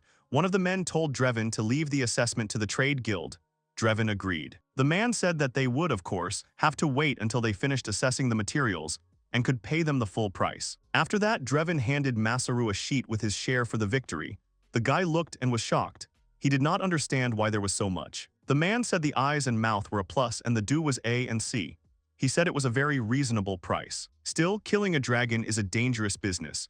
Drevin said that Masaru thought it was a lot because all he did was hunt rabbits. The guy thought that he could live well for a while on that money. Drevin said that Masaru had the right to 10% of everything they extracted. He asked if Yamano wanted a piece of meat or 100 kilograms. The guy said that it was too much and 50 kilograms would be enough. Suddenly, Yamano noticed that Tylike was drooling over the meat. He asked the girl if she wanted to try some of this meat. He thought that he couldn't eat so much meat alone. Yamano said that she could come and eat at any time, although he was currently staying at a hotel. The girl said that she did not want to cause trouble. Yamano said that everything was fine and that he usually ate alone. He said that it did not bother him at all and that she could come whenever she wanted. The girl sighed and asked if Masaru didn't know who the servants of truth were. The guy said that their job was to recognize lies. He didn't understand where he had gone wrong. Suddenly Drevin exclaimed about the dragon meat and said that it was very tasty and the girl was lucky. He thanked Yamano. He asked Tilika if she could take the book to the counter and he would put the seal on it later. The girl agreed and left. Suddenly Drevin turned to Yamano and asked if he had a minute. Later, the guy was glad that he had rented the house of his dreams. It had a garden, a bath, and a wells, the whole set. He fell onto the bed. He still had a lot of money left over from the dragon. He thought what a wonderful life it would be in another world. Suddenly, tears started to flow from his eyes. He wanted a girl. A love group is a common thing in stories about another world. He was interested in how everything really was. Yamano found himself for the first time in a place where a man could have several wives. An unpopular guy like him could not even dream of this. He remembered a recent conversation with Drevin. The man asked if Shiori was a peaceful city. Yamano said it was. The adventurers were a bit scary, but there was order there. Drevin said that the city was built on the royal family's territory because the location was good. The city is governed by the Adventurers Guild and the Merchant Guild, but it was not always so. Before the guild was founded, chaos reigned there. The city's rulers cared only about their own interests. Many officials were involved in smuggling, organizing underground casinos, physical violence against residents, and more. Drevin said that the current eyes of the guild and he had put in a lot of effort trying to do something about it. But their abilities had their limits, and there was no one to rely on. Then they turned to the royal family for help. Yamano asked in surprise if this meant that this agent was Tilika. The man confirmed it. The magic eye of the servants of truth does not read everything that is in people's heads. But while it allows one to detect lies when answering questions, there are a lot of ways to extract the truth from people. They exposed and captured many corrupt officials and people associated with them, but some of them are still in the city. Yamano assumed that Tilika is in danger. Drevin said they wouldn't mind getting rid of her. But he wouldn't let that happen. He already had people assigned to her, guarding her in secret. But he said that not being happy and not having fun just because it is dangerous is too harsh. Tillik never asks for anything. Wishes or demands are very rare. So Drevin asked Masaru to take care of Tillik. He had a lot of things to do and couldn't be with her all the time. He knew it was irresponsible of him to ask, but he wanted the guy to treat her to that dragon meat. Yamano thought about the man's difficult circumstances. He jumped out of bed and said that he was the smartest, innocent, and fearless dragon slayer. He thought that they were just going to eat meat together. If there really was security, then there was nothing to worry about. He needed to get ready, but before that he wanted to go to church. The boy was met by orphans who brought him to Angela. The girl was happy. She ran up and started to feel Masaru. She noted that his hand was in place, his legs were fine, and there were no injuries. She asked if he was eating well. The boy exclaimed and asked if she was really his mother. The orphan said that Sister Angela prayed for the boy every day. The girl blushed. Yamano asked if this was true, to which the orphan said that Angela was worried all the time. Angela said that it was because she owed him a lot. Was the least she could do for Yamano. She asked him if he wanted some tea because she was curious about what had happened in the forest. The orphans watched in silence. Yamano said that he brought Angela a couple of souvenirs. The first was boar meat. She smiled and noted that he kept his promise. The second was dragon meat. She was amazed and asked why dragon meat. The guy said that there was a dragon in the northern forest, and he took part in its murder. This was only part of the reward. Angela stopped Yamano and asked if he said that he fought against a dragon. The guy said it was, but he only knocked it down with magic. The warriors were the ones who were really in danger. Angela was silent. The guy asked what was wrong. The girl did not know what to say. Yamano was an adventurer, and she understood that sometimes he would have to take on dangerous missions. And even seeing that he successfully completed them to become a high-ranking adventurer, she should be happy. But she was worried, and it wasn't because she didn't believe in him. No matter how experienced he was, she couldn't watch him get into danger. She apologized for saying too much. She asked him to forget about it. Masaru said that he didn't know if it was okay to say that, but he said it. He thanked her for her concern. Suddenly they caught the orphans who were watching them. After a while the guy left the church. Now he had everything he needed to cook. After the conversation, he invited Angela to a meal with dragon meat. He wanted to make something tasty. He was walking past the guild and decided to go in and look at the quests. There he noticed a nervous Croc. He said hello and asked the guy what he was doing there. He said that Croc looked very suspicious. The guy said that he was nervous. He was looking for Yamano because he didn't want to go to that place alone. The guy didn't understand him. Croc pointed with his hand to the place where the slave store was. Croc was so nervous that his stomach began to hurt. He asked the seller where the toilet was. The worker showed him to it. Yamano was left alone and bored. Suddenly he noticed someone calling him from around the corner. The old man sat the guy down. Masaru said that he was just an escort here. The old man addressed the boy by name and said that he could watch. Yamano asked in surprise how the man knew him. The old man said that the boy's exploits were already known throughout the city of Shiori. He made a big leap from a rabbit hunter to a dragon slayer. Yamano was very surprised. Yamano said that he had only torn off the dragon's wings with magic. The man asked what this did not lead to. Money is opportunity, or the ability to choose your life. And since Yamano became a dragon slayer, even more opportunities opened up for him. He rang the bell, after which several girls entered the room. The man said that he was sure that each of these girls would be happy to serve the guy. He asked which one Masaru liked the most. The guy didn't know what to do. He was surprised that the man showed their product so suddenly. They all looked at him intently. He couldn't blame them because they were looking for someone who could become their master. Suddenly, he noticed one girl who was very nervous. He thought she was looking somewhere else. Masaru asked who the girl with the ears was. The old man said it was Sati and she was a beastman. They can't use magic, but they have high physical abilities. They are good warriors, but there was one problem. The man said that Sati had bad eyesight. Because of this, she falls all the time and she can't do housework and no one wants to buy her. Even those who come here for the beastmen refuse. The man asked Masaru if he knew what happened to beastmen who weren't bought. The boy didn't know. The man said that they could be sent to a brothel and that was a good option. Least they are treated like people. Those who are sent to the mines are much less lucky. He said they have to live mining ore in harsh conditions. They are exposed to dangers such as monsters, landslides, floods, and poisonous gas. Skinny people like SVTI usually end up there. Although she has high physical indicators, there is no guarantee that she will survive there. Suddenly the girl screamed loudly that she would help the guy so he should buy her. The girl cried. The old man screamed and asked who gave her permission to speak. Sati apologized. He apologized and said that beastmen had good hearing, and most likely she heard their entire conversation. Yamano realized that this was the man's plan. He clapped his hands and suggested continuing the viewing. At that moment, SVTI cringed and Yamano was shocked. Later, he was walking home and SVTI was walking behind him. He thought that he had finally bought her. Otherwise, he would not have been able to return home. He thought that on his way home he saw Crook, who was thinking about something. He wondered if he had bought himself a slave. Suddenly Sati fell. Yamano asked if she was okay. The girl got up and said that she was okay. She exclaimed that she could cook, clean, and wash herself. So she begged him not to throw her out. The guy realized that she was very scared, so she was completely desperate. He extended his hand to her and asked her not to worry. He said that she had poor eyesight, so he thought that they could walk holding hands. The girl was surprised and took his hand. He thought that even though he had suggested it, he felt awkward. As they walked, he looked at the seal on her hand. It was the slave mark. By joining with a blood oath, he would be recognized as the slave's master. It granted Yamano the power to command them to some degree. But Yamano should know that if a slave refuses to carry out commands, he cannot force him. He should remember that slaves still have rights, albeit minimal ones. When a drop of his blood was dripped onto her seal, a menu window appeared in front of the guy and he got scared. The others asked in surprise what was wrong. The guy said that everything was fine. The menu popped up so suddenly, but it seemed to be invisible to everyone except Yamano himself.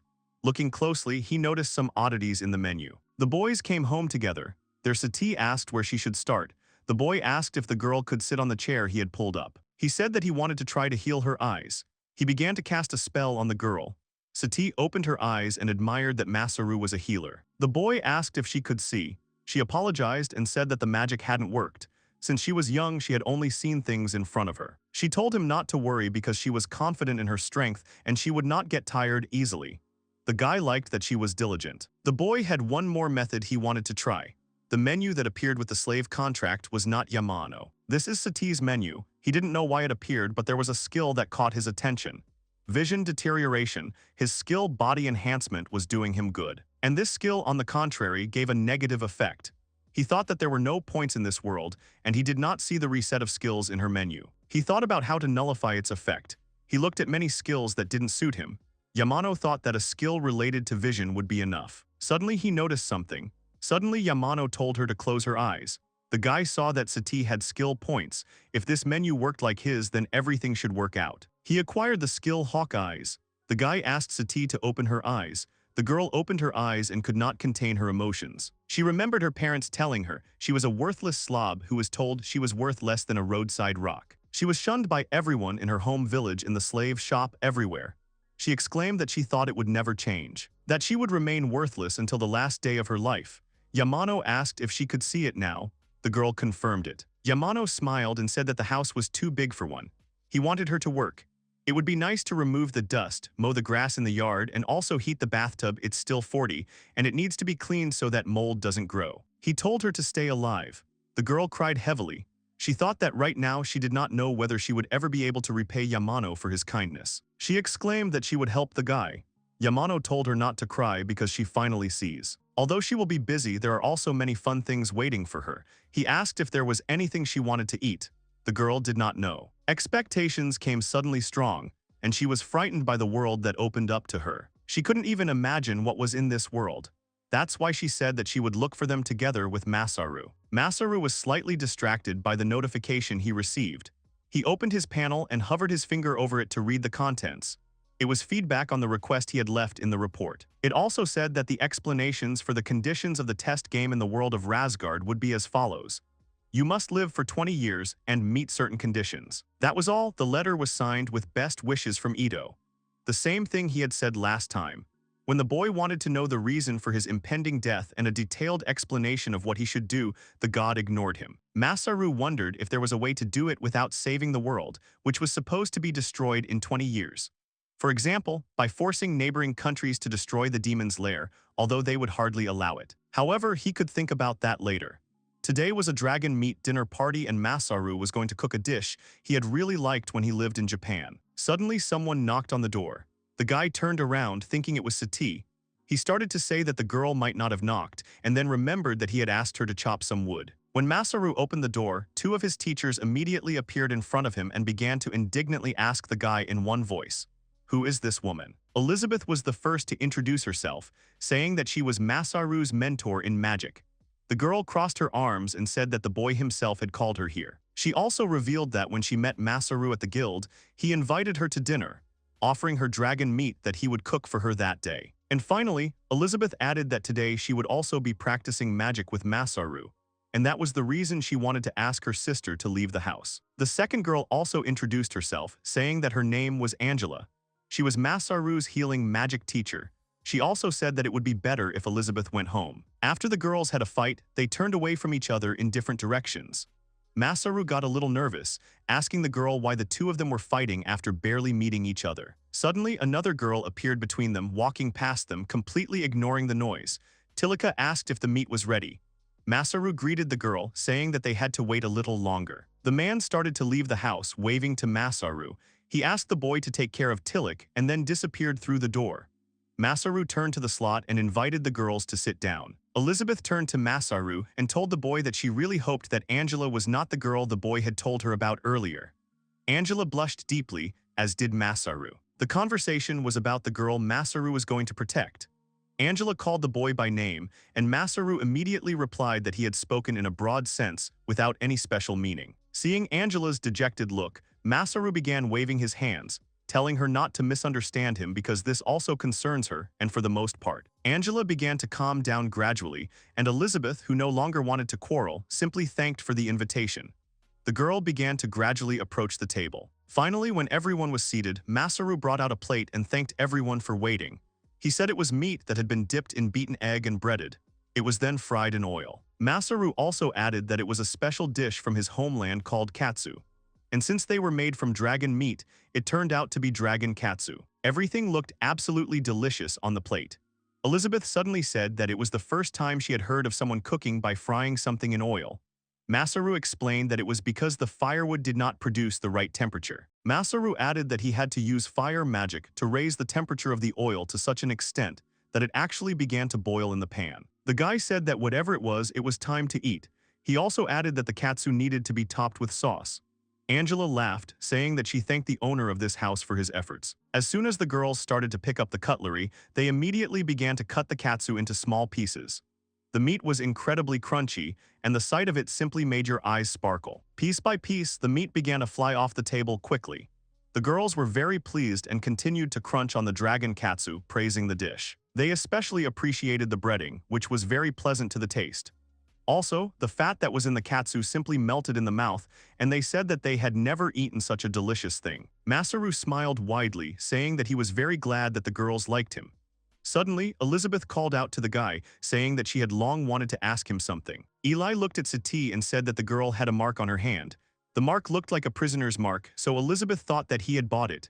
Masaru said that was true. The guy grabbed the bread, which he began to break, and said that the trafficker of unfree people was going to send her to the mines if no one bought the girl, so he could not leave her there. Elizabeth said they should have told the boy that people like Sati had rights too. The merchant lied to him to play on his pity and make him buy her. Masaru started to get indignant, but Angela immediately said that it was a wonderful acquisition in her opinion. It seemed that Sati was hardworking. And besides, beastmen are very strong and therefore many noble people prefer them as guards. The girl put her mug back on the table, then looked up at the young man. Elizabeth winked and said that Masaru probably didn't regret having bought someone like Sachi. Masaru scratched his head and smiled, saying that he didn't regret it at all. Angela also joined in, turning her attention to Tillich. She asked if this girl with different eyes was a servant of truth. Masaru said that her name was Tilika and that she was a third-rank truth keeper. It was she who said that she wanted to eat dragon meat, and that was how he came up with the idea for this dinner. Joyful Elizabeth immediately turned to the servant of truth, saying that it was thanks to her that they were now eating such delicious dragon meat. The girl thanked Tilika. Soon their joint lunch was over. All the girls had completely eaten the contents of their portions and carefully put the utensils inside the plate. Summing up, everyone repeated that it was very tasty. Elizabeth stood up from the table and exclaimed that now was the time to practice her magic for good digestion. Masaru turned to Sati and asked her to wash the dishes. Sati smiled and said that Masaru could rely on her. Suddenly, someone pulled the girl's robe towards themselves. It was Tilika, who said that she would also like to help clean up. Masaru turned around and noticed Sati's happy face, who immediately agreed. Tilika asked the girl to teach her how to wash dishes. At that moment, Angela approached the young man and said that she would go with them. Things got heated again between the two magic teachers. Elizabeth immediately said that she would prefer Angela not to interfere. Angela replied that she did not need her permission. However, they were different from Sati and Tilika, who had already started to get along. After a while, Masaru was already practicing in the courtyard, practicing the levitation spell. Masaru said that he himself considered himself a good student. The guy thought that with a cheat, everything was really much easier. Angela came closer and said that now it was time for the main actress to go on stage. The girl said that she also had magic that she could teach.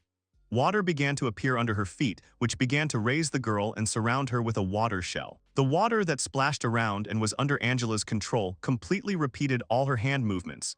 And then a stream suddenly appeared that hit the tree. Masaru was surprised and even a little scared. Angela smiled and apologized for having to wet the garden. It was a water spell and it was called Water Whip. Angela also added that the boy should first practice with Water Ball as a basic spell. Masaru was delighted because water magic was an unexplored area for him. Elizabeth watched all this for a while, but then she began to speak slowly, drawing attention to herself. The girl said that according to the principles of magic, it is impossible to use two spells at the same time. This means that Masaru won't be able to heal himself while levitating.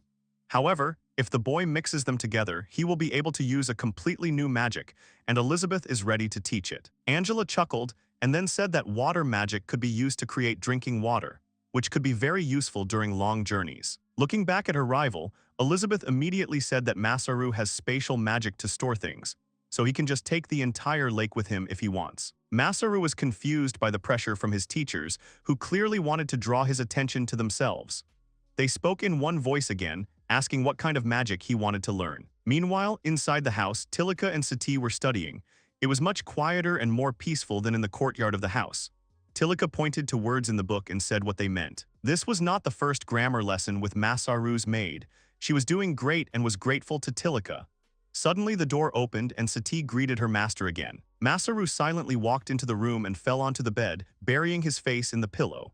Sati ran up to him worriedly, shouting her master's name. The young man said that he simply ran out of mana since he had to learn magic from both of them. He turned slightly and added that these two were scary women by nature. After Masaru passed out, Angela and Elizabeth came into the room, feeling a little ashamed of their behavior. The girls apologized for overdoing it. After a few hours, Masaru began to wake up gradually. He immediately heard several voices and smelled the sweet scent of soap. A girl's voice addressed him, asking if he was awake. In the room in front of him stood all four girls who had been his guests earlier. They were dressed in home clothes. Masaru immediately asked indignantly why they were in pajamas. Elizabeth said that Tilika wanted to stay with Sati. Angela immediately added that she had no reason to stay there. Eli immediately got angry, saying that she didn't have to explain anything to her at all. Angela calmly clasped her hands together and said that preventing forbidden relationships was the duty of a servant of God. Elizabeth indignantly said that she was shameless. Sati added that everyone explained their reasons for staying and then went to get a change of clothes and they took a bath. She apologized for doing all this without the master's permission. Masaru was pleased that he would be spending the night with the girls. He immediately said that everything was fine and there was enough room for everyone. The guy urged them to make themselves comfortable, saying that the house was big. But there was still something that bothered Masaru. He turned to the girls and indignantly asked why they had all decided to settle down in his room. Elizabeth smiled, saying that it just happened that way. Masaru looked at Sati, waiting for an explanation. The girl hesitated a little, then said that she was doing her duty. Servants like her are supposed to stay close to their masters, and if he orders her, she can even sleep in the same bed with him. At that moment, Masaru choked, and the room fell into a deathly silence. Angela said that it was too early for them to do such things. Elizabeth supported her, saying that there should be order here. Masaru glared at them, saying that at such moments they agreed with each other. Masaru gritted his teeth. He had never thought that sleeping in the same room with Sati could lead to this. If he threw her out the door, the girl would probably cry. Suddenly, lightning struck outside the window and it started to rain. Elizabeth screamed in fear. Masaru saw and asked if the girl was afraid. And when Eli began to deny it, Tilika immediately declared that she was guilty. Elizabeth apologized and said that even though she could use lightning magic, she was still afraid that it would hit her. If it was embarrassing that everyone would find out about it. Angela plopped down on the bed and picked up, saying that she was afraid of spiders, but only small ones, not big spiders, monsters. If one appeared in the room in front of her, she would not be able to drive it away. Angela lay down on the bed and began to close her eyes, saying that everyone has something they are afraid of. Elizabeth looked at her, then thought for a moment and blushed slightly. She started to climb onto Masaru's bed after him, saying that if a spider came out, she could chase it away for Angela. Angela agreed, and the others started to smile. Sati said that it was time for them to sleep, and the girls started telling Masaru to lie down here too. Soon, everyone was lying down on one bed, snuggling tightly against each other. The next day, Elizabeth and Masaru went hunting, where they were going to catch some wild rabbits. The girl praised the guy, saying that he was doing great. Elizabeth also began to stretch her arms, saying that she could also practice magic at the beginner level. She thought it would be nice to hunt once in a while. The girl suddenly turned to Masaru and said that something was bothering her. Wild rabbits didn't count, of course, but in all other respects, there was a limit to what an adventurer could do alone. That's why she suggested that he give Sati a chance to prove herself on the trip. The guy thought about it, and then they started to return home. Angela was sitting at the table making a copy of the holy book. She greeted the boys and asked if the hunt had been a success. Masaru said that it had gone well, since that was his specialty. Afterwards, Masaru asked Tilika if the girl would stay overnight. Tilika said that Drevin was happy when he found out that she had an older sister and gave his permission. Masaru was surprised when he heard this. Tilika rushed into Sati's arms and said that she felt this gust of wind carrying the atmosphere of an older sister. Masaru turned to Elizabeth and Angela and asked what about the two of them. Elizabeth said that she had already spoken to the battle axe of dawn and could do whatever she wanted because she was no longer a child. Angela said that she was doing well too. She added that Masaru was always helping out at the hospital, so the priest Roberto, in other words her boss, trusted the guy. And yet Angela thought about it. She thought that Roberto would scold her for thinking too much because she was going to a man's house and he didn't. Sati approached the gentleman and gently pinched his clothes. She asked Masaru shyly if he was still okay with the girl becoming an adventurer. Sati added that she wanted to help Masaru. The young man said that Sati's wishes in choosing an occupation were a priority, but he did not want to put her in danger. Masaru couldn't even imagine that a simple research mission could end in a fight with a dragon, and this is not uncommon.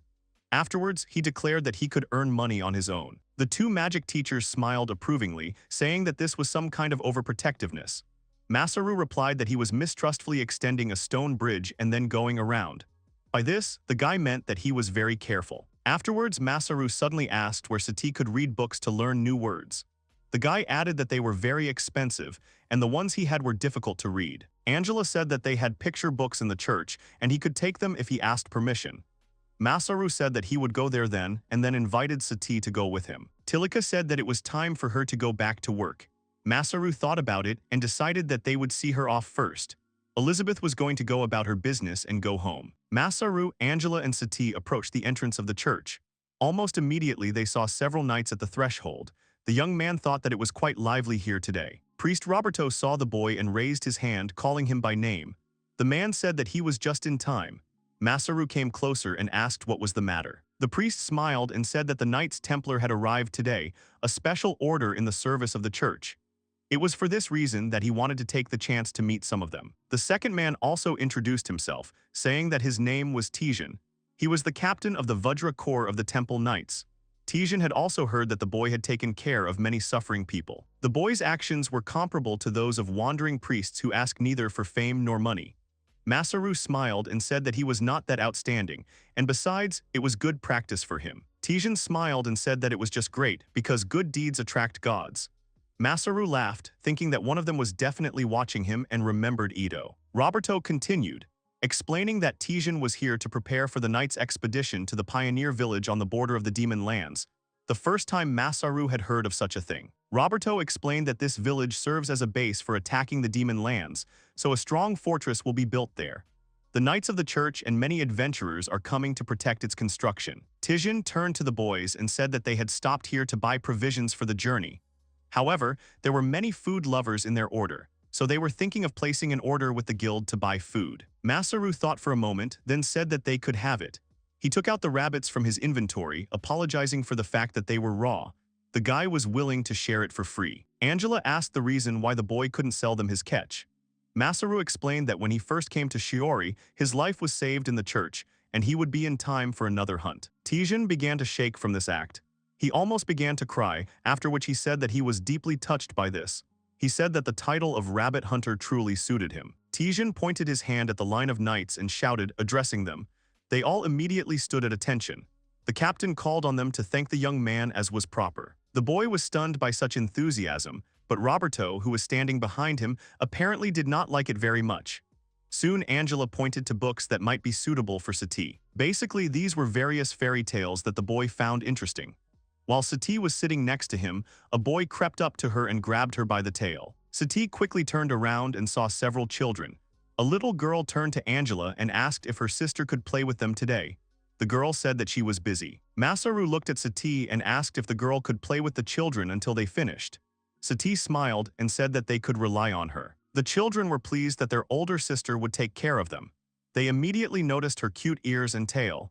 The boy squeezed it again and Sati jumped up, asking him not to do that again. Masaru knew very well that they should hurry.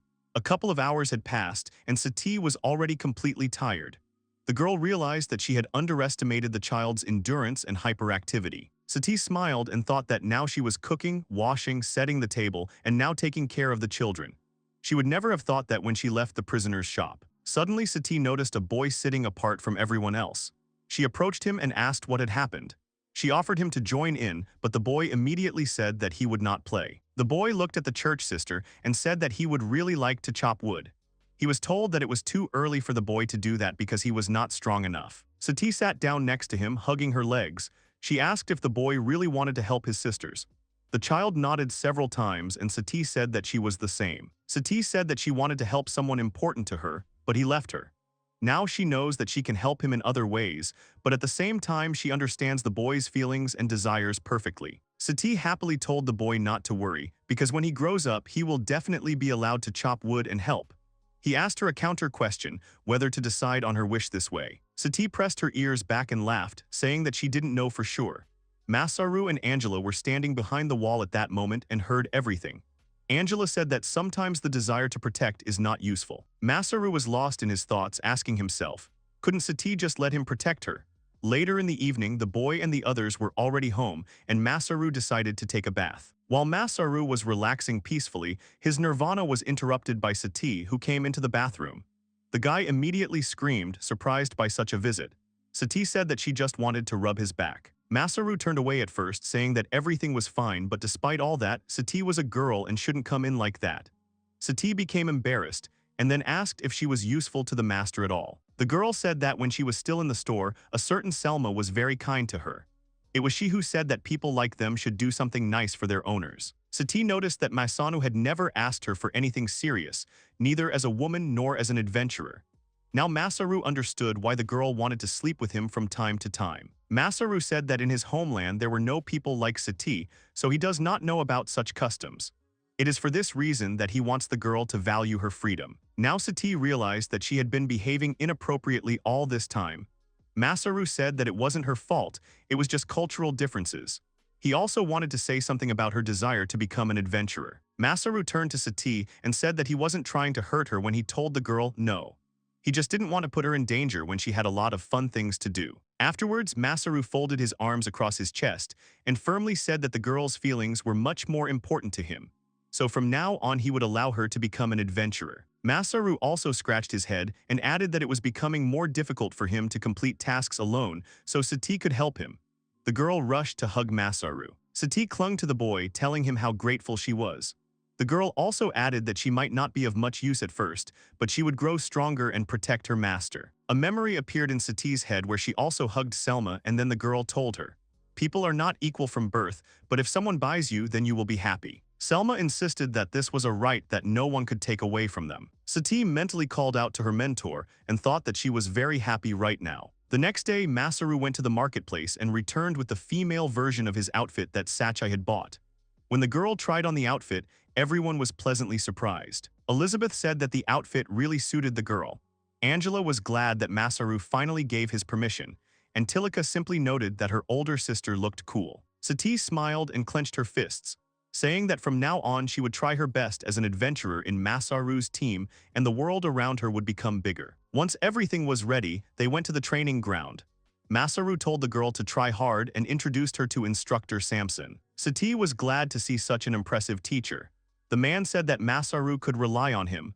The girl was clearly physically strong, as one would expect from a beastman. Samson had a very loud voice and kept almost shouting, saying that he was already waiting for the achievements that Sati would make. Masaru asked the man not to shout, because the beastman had sensitive hearing. So Sati would soon have her first sortie, but before that she needed to be given some skills and stat boosts. Besides, Masaru didn't know how to explain the cheat to her. After all, the moment he healed her eyes, he explained that it was just healing magic. Walking further, Masaru suddenly saw Elizabeth talking to someone. Elizabeth greeted the boy immediately upon seeing him. The young man said that he was already home and thanked Eli for looking after him while he was away. Afterwards, Masaru looked back and said that the girl seemed familiar to him. She introduced herself as Nania.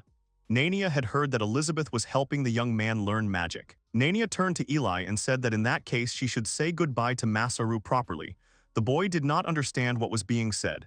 Elizabeth said that she understood everything. Elizabeth also said that Nania should also sort out her business. The girl became embarrassed, then turned around and started to leave. Eli turned to the guy and suggested that they talk inside. When they got inside the house, they both settled down on the sofa almost immediately. Elizabeth said that she was going to the pioneer village on the border with the demon lands. It was really unexpected for the young man. Elizabeth said that they were adventurers after all and it was their duty. And her friend Nania was also worried about something. Elizabeth stretched her arms out in front of her and asked if the boy remembered Orba, the leader of the Battle Axe of Dawn. Masaru replied that he did and introduced the boy with the axe. Elizabeth said that the two were in love, but even now going to the battlefield they didn't really move anywhere. They just held hands and kissed once. Elizabeth said it was bittersweet love because the boys weren't young enough for that kind of crap. It seemed like they'd done everything but never took care of themselves. Masaru noticed something and said that Nania and Elizabeth never acted like ordinary adventurers, not a bit rude, as if they had a good education. Elizabeth said that was true. Elizabeth said that they were nobles. Masaru was surprised.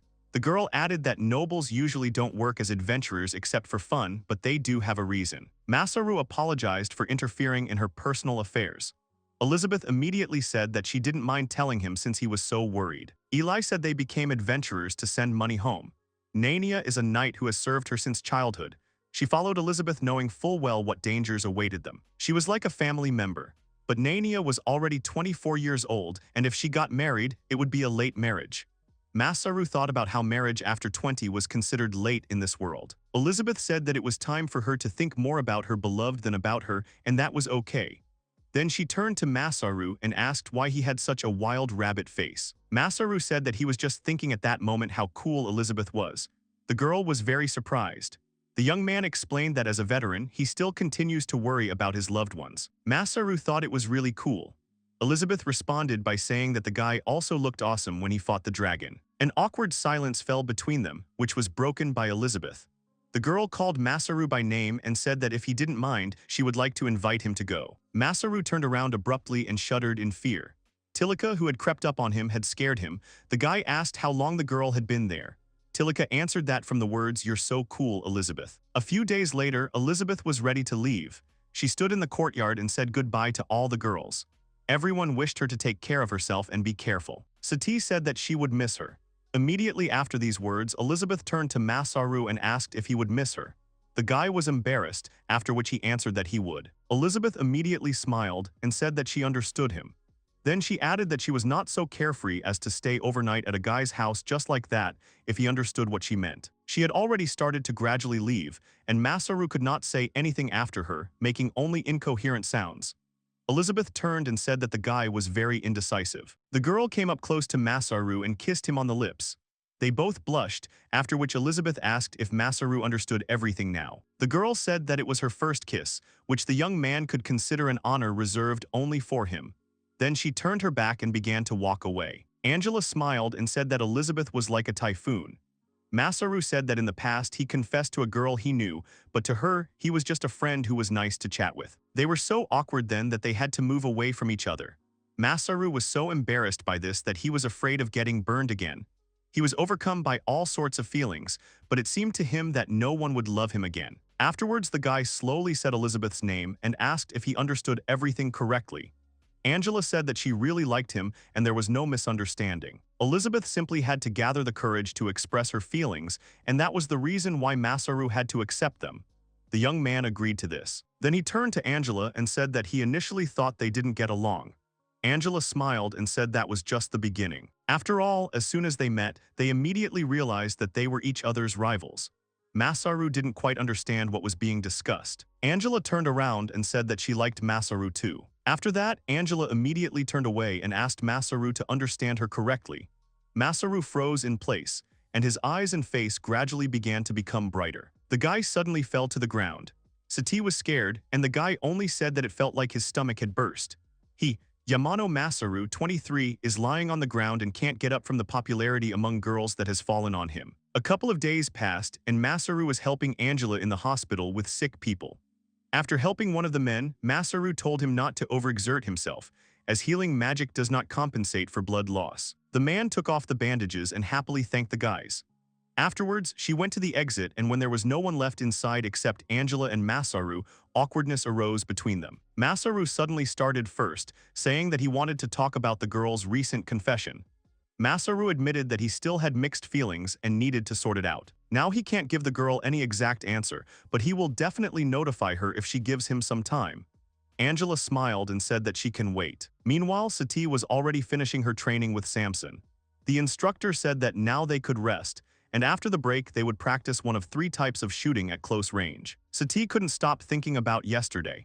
She thought that Elizabeth and Angela were really cool because they were able to directly state their feelings. The girl became sad and thought with embarrassment that if she also confessed her feelings to Master Masaru.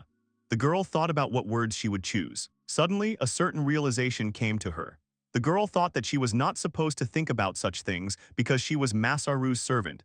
Sati began to shake her head in different directions to drive away the thoughts. After that, Samson returned to the arena and said that the break was over, so it was time for everyone to return to training. The loud sound of the bell from the tower attracted the attention of everyone on the training ground. All those involved rushed straight to the main square, where meetings on such occasions usually took place. Masaru found Sati, and the girl immediately said that the guild master would tell everything right now. The man looked around and said that a horse ranch north of town was being attacked by a flock of harpies right now.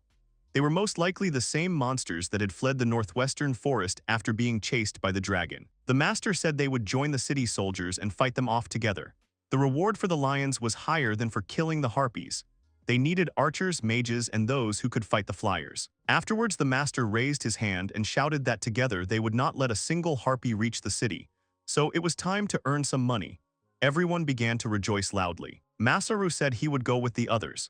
Sati said he would go too, and now he even knew how to use a bow a little. Besides, they couldn't stay in the city if they couldn't protect the ranch. Masaru thought that it would be better if Sati's first experience was easy, but what can you do if she is so eager to fight? He opened the panel and said that he would give her a good luck charm before that. The girl felt something. Masaru said that he would explain everything later. Right now, she just needed to know that he had improved his sword and bow techniques as much as possible. The guy said that the girl may not believe him, but this power will protect her. Sati said that she understood everything and she believes the master. After that, they went to protect the city. At the ranch, the battle with the harpies was already in full swing. Someone shouted that the soldiers had already entered the battle and called on all the adventurers to be more confident and advance forward. Masaru told Sati to keep shooting. The boy would feed them arrows from his storage whenever needed. Sati said she would do so. Masaru attacked with fire arrows, knocking the harpies to the ground. Sati continued firing her bow, amazed that the arrows were flying exactly where she wanted them to. But there were too many harpies, and some special tactics were needed to at least somehow equalize the forces. Masaru began to think of a possible way out of the situation. The boy understood that now he would need the skill that he had recently learned, thanks to Elizabeth's advice. That same skill of combining 2 spells. Then the girl said that it was much simpler than Masaru could imagine. She said that the example could be taken of a fire arrow. It flies to the target due to the combination of fire and levitation. Spells are just a name for various manifestations and movements of mana. That is, depending on your understanding, magic can be anything. Masaru knew that releasing a firestorm here would be dangerous, but if he combined it with other spells and then directed it at one point, it should work. Masaru decided to call the new spell Hellfire. He shouted its name. The adventurers noticed that there was still a crowd of harpies approaching and they needed to spread out. Masaru crouched down and placed his hands on the ground. A stream of fire passed along the ground and then shot up at a right angle, beginning to burn the harpies. The adventurers turned to the boy, saying that it was quite good. This gave them the impetus to begin a new offensive, but the harpies, on the contrary, looked confused. The harpies began to emit their cry in one voice. It converged into one resonance and began to deafen the fighting knights and adventurers, as well as Masaru himself. Everyone covered their ears when suddenly Masaru noticed that Sati was shouting something at him. He was just starting to come to his senses and realized that the threat was approaching from behind him. The harpy grabbed the boy's back and began to carry him away. Masaru realized that he hadn't even noticed her approaching because of that very scream. Sati tried to do something about it and immediately opened fire only on the harpies that were circling around the young man. But all the other monsters also rushed towards the young man. Masaru tried to fight back with his sword, but everyone knew that the guy was definitely in bad shape. He definitely needed help because he couldn't handle this alone. They attacked without stopping, not giving the guy a chance to even try to heal himself. Sati continued shooting, but there was no end to the attacking harpies. The harpies were increasingly searching for weak spots, and the boy's strength was beginning to run out. Each subsequent blow reached its target, and the harpies simply tore the boy's body with their claws. Sati realized that she couldn't do much with her bow, so she grabbed her sword and charged. The boy was surrounded. Sati shouted that she would save her master. But just as Sati was about to reach her goal, Masaru ordered her to run. The mark that the girl had worked, and she involuntarily turned around and began to carry out the order. The guy continued to be cut up, and he began to think that he had never been with a girl. He was impatiently waiting for the second season of his favorite anime and wanted to watch the announcements on the internet one more time. Amidst the cries of the adventurers, Masaru wondered if his will, which he had put in the menu, would reach his parents. He certainly had something to say to Angela and Elizabeth. Masaru soon realized that he did not want to die like this, especially in this place. Tears flowed from his eyes, and the harpies continued to inflict severe wounds on him. Sati took one arrow from her quiver and damaged her mark. The girl screamed that Masaru had given her so much. He had allowed her to see this world, to feel the warmth of the dinner table, and had given her care. She said that she lives for Masaru because he gave her the meaning of life. Even if she is torn apart, she is ready to protect him. The girl again rushed with a sword at the harpies, but there were too many monsters. After striking a few blows and driving away just a couple of individuals, several more began to attack Sati, who was in their way. They grabbed her from behind and began to lift her off the ground. Sati screamed loudly, continuing to fight back. She knew she couldn't give in.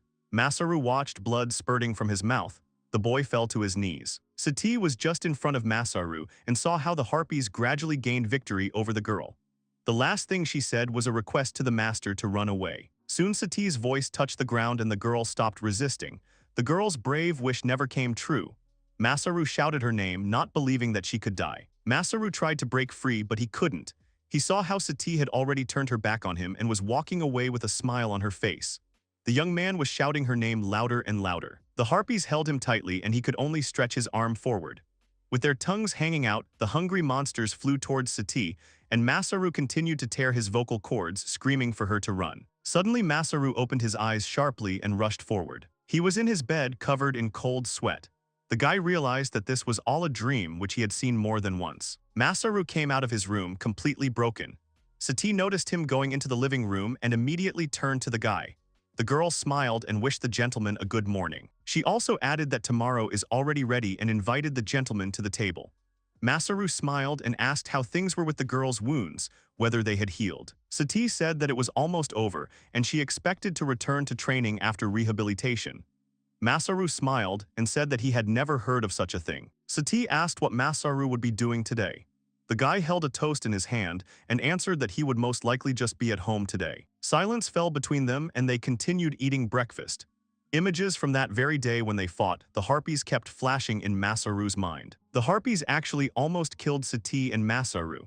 At the very last moment, one of the harpies was pierced by several ice spears, which threw the monster aside. The adventurers were glad, saying that better late than never. It was the knights of the temple who immediately raised the general morale. Captain Tijin ordered the warriors to attack the monsters. The knights immediately pushed the monsters back, and the captain himself thanked God for being able to hear the bell ringing, announcing the emergency because he had almost left the city for the village. One of the knights immediately ran up to the bleeding youth. Masaru's condition seemed extremely dire. The warrior immediately cast a healing spell. Masaru began to open his eyes and come to his senses. The knight immediately removed his hand, saying that it seemed he had made it after all. Suddenly, he received a punch to his helmet. Masaru began to cover himself with his hands, screaming for them to leave him alone. He continued to fight until the knight grabbed his arm and asked him to calm down, calling him by name. The man lifted his helmet, telling Masaru to look at it. He introduced himself as a knight of the temple and said that he was on the boy's side. Masaru began to look around. The boy immediately apologized when he realized what he had done. Masaru said that he had simply panicked and struck without thinking. The knight told the boy not to worry as they had strong equipment. The knight turned and said that they had also managed to heal Masaru's companion. He saw that Sati was alive and rising to her feet. The second knight said that they still had time to help the others. He wished Masaru to take care of himself, after which the knights began to move away. Masaru jumped to his feet as nimbly as he could and shouted the name of his maid, rushing to run towards her. When Sati saw Masaru running towards her, she lowered her ears guiltily and apologized for letting the master down and ignoring his order. But when the guy ran up, he immediately hugged her. He continued to hold her tightly to himself, telling her with his last efforts that she was alive. Sati hugged her master back, and large drops of tears began to form on her face. The girl apologized again and said that she didn't have as much strength as Masaru. The guy said that he thought he would die, but most of all he was afraid of losing her Sati. Sati then thought that she was content to help Masaru. She did housework, became an adventurer, and became his support in everything she could do well. The girl took herself by the shoulders and thought that she could not do anything more for Masaru because she remained his servant. Afterwards, she went to the table where she began to study. The girl began to copy the holy book again when suddenly the doorbell rang. Sati was surprised at who could come. When she opened the door, she saw Angela. Angela immediately smiled and asked if Masaru was home. Sati apologized, saying that no matter how many times she came, but unfortunately, the girl didn't have time to finish, as Angela immediately said that Masaru had not appeared in the church for a long time. She also heard that the guy does not go to the Adventurers Guild. Finally, Angela asked if she could see Masaru. Sati replied that her master had ordered that no one should be allowed to see him for a while. Angela was very upset. Masaru just wanted to relax and be alone with himself. The guy opened the book and sat on the bed, saying that probably no one would have thought that he would become unemployed again, only in another world. Masaru picked up one of the books and said that the hero was amazing. His hometown was destroyed and he was badly injured, but he continued on and eventually defeated the Demon King. And it was a true story. The guy lifted his legs onto the bed and hugged them. He whispered that he lacked the courage and self-confidence for this. And besides, he didn't even have the third volume of this book. Angela made several attempts and came every day, sometimes several times a day, but Sati still shook her head from side to side, saying that the master was not in a good mood. One day Angela came again, but Sati's answer was obvious again. Angela said that she knew all this, but she really wanted to see Masaru. Sati let Angela through and she went upstairs. When the girl knocked on the door, Masaru opened it and was very surprised. She asked not to be angry with Sati because she had persuaded the maid. Afterwards, with the young man's permission, she entered the room and sat down on the bed. Angela said that she was very worried about him. Afterwards, she said that she wanted to talk about the horse ranch. Angela heard that there was serious fighting there. It was especially hard for Masaru himself because he found himself in a very dangerous position. The guy answered that he had already been in such a situation. The boy remembered a story about being chased by wild rabbits. He also fought a dragon, but this time everything was completely different, not like before. Masaru said that he really thought that day was the end. He thought that he was going to die for real. But that's not all, because he almost dragged Sachi with him in that battle. Masaru screamed that he couldn't even save anyone back then and that he was just naive. Angela countered by saying that it wasn't true. When she went to the Adventurers Guild, she learned a lot. People said that from the moment Masaru struck with his magic until he fell, he was very brave. Everyone wanted to thank him and also convey their regrets for not being able to help and protect him. Angela continued to speak in a raised voice, saying that Masaru, having known fear in the battle with monsters, still continued to fight to protect the people and the city. Many were grateful to him for this. Afterwards, she said that this was the Masaru she respected to the depths of her soul. The young man stared at Angela in surprise. Masaru seemed speechless. He started to say that if you listened to her, everything he did was not in vain.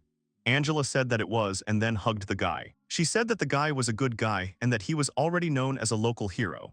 Masaru immediately blushed and then began to cry. Afterwards, the guy came to his senses, saying that he was already a grown man and burst into tears. He was a little ashamed, but Angela said that it was normal. The girl was glad that he was better. Angela turned timidly and asked Masaru if he understood the reason why she was so worried about him. The boy agreed and immediately understood why Sati had let her in. The girl said that her feelings for him had not changed. Angela would really like to hear the guy's answer. Masaru blushed, after which he said that he liked Angela too. After some time, Masaru gradually came to his senses. They finished the treatment in the hospital and Angela allowed him, saying that she would brew tea for the magicians.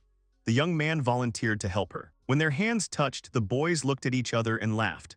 The children saw it through the window, as well as the older sister, who also did not understand what happened between these two. Roberto's father passed by and said that it was not nice to peek. The sister apologized and said that she would only be happy if everything went well for the girl she had raised since childhood. Father Roberto replied that Masaru could be relied upon as an adventurer and more, so he was a worthy candidate. Angela asked what Masaru would do today. Masaru decided that he hadn't worked out for a long time. The guy returned home, changed into his gear and went hunting for wild rabbits. First, the guy sneaked up using the silence skill. When he got to the right distance, he began to attack with magic daggers hitting the rabbits. Maisanu chased away the rabbits and thus completed his task. Now all that was left was to report to the owner of the field. Sati approached the master and said that he had dealt with them very skillfully. Masaru suddenly asked about Sachai's hawk eye skill. The girl said that her vision was blurry at first, but after the healing yesterday, she was finally able to get it back to normal. Masaru said that in that case the girl could look for monsters nearby because now she had excellent hearing and sharp eyesight. He thought that she would definitely succeed. The girl looked into the distance and then pointed her finger in one direction, saying that there was a lone orc there. Masaru didn't see him but asked if she could aim. Sati said she would try. Sati took good aim and fired. She said she hit it and then they went to check. Masaru said it was just amazing and the power of the bow was monstrous. Sati said that he taught her everything thanks to the cheat. The guy said that he got it when he went to the employment agency in his country. You can't believe it right away. The girl said that she actually received another mysterious power different from magic. Masaru himself is not one to lie, so she believes him as herself. The guy thanks Sati. Masaru also said that this is power, however, it can't do everything. For example, his sword mastery level is 5, the maximum, but he still can't defeat Sergeant Vogt from the training camp. Although it allows you to improve your abilities, it does not give you the ability to make decisions faster and does not increase your physical strength. However, he speaks from his own experience and feelings. The boy smiled and said that Sati's efforts would definitely bear fruit. She would definitely become a first-class warrior. Sati blushed and said thank you. But Masaru said that the cheats were their shared secret. When they returned to the Adventurers Guild, Sati said that she could take the rabbit meat herself if Masaru didn't want to hand it over himself. But Masaru decided to go in because he really wanted to. When he opened the door, everyone immediately turned to look at him and froze. Someone slapped the guy on the back, causing him to scream. The man asked the boy why he had a sour face. He helped them in the battle with the harpies, and his pillar of fire saved the situation. They were then able to regroup and regain their strength. Afterwards, he also apologized for not being able to help Masaru back then. The second man smiled and added that he and the temple knights later helped heal many wounded on the battlefield. Masaru said that he didn't really do anything, and then added that 4 people died in that battle. The young man still thinks that if he had been better then, everything would have gone without losses. Someone in the guild shouted that the guy should be proud. The man added that he was just a runt who had some magic. When people told him they wanted to be better than everyone else, he asked them to hit him at least once. It was Sergeant Vogt. The man said he saw the fight and for a weakling the guy fought more than well. It was a great fight. Everyone who survived should be proud, even those who died in that fight. The sergeant said that people were indeed dying. It was not the best result, but still, it was the best possible outcome of the battle and everyone fought with the utmost determination. Masaru's efforts were not in vain either. It was for this reason that the sergeant urged the boy to be proud of himself. It would be the highest expression of respect for the dead on his part. The boy could not hold back his tears. The sergeant then added that the desire to save everyone and become stronger was a great motivation. But apparently his skills had dulled because he hadn't shown up in the guild for a long time. Vogt said he could see it in the boy's dragging legs. He then told Masaru to go back to training camp and he would retrain him and get him in shape. The guy who met him patted Masaru on the shoulder again and told him to come back alive. Masaru said that even if he got hurt, he could heal himself with magic. Because of this, the boy had to go through the same painful experience over and over again, so the training was super tiring. Angela poked Masaru's cheek and said that he was all hers now. Afterwards, the girl asked about what would happen when Elizabeth returned, having completed the mission of escorting the pioneer village in the Demon Lands. Would he reciprocate her feelings? Masaru asked if that would be okay with Angela.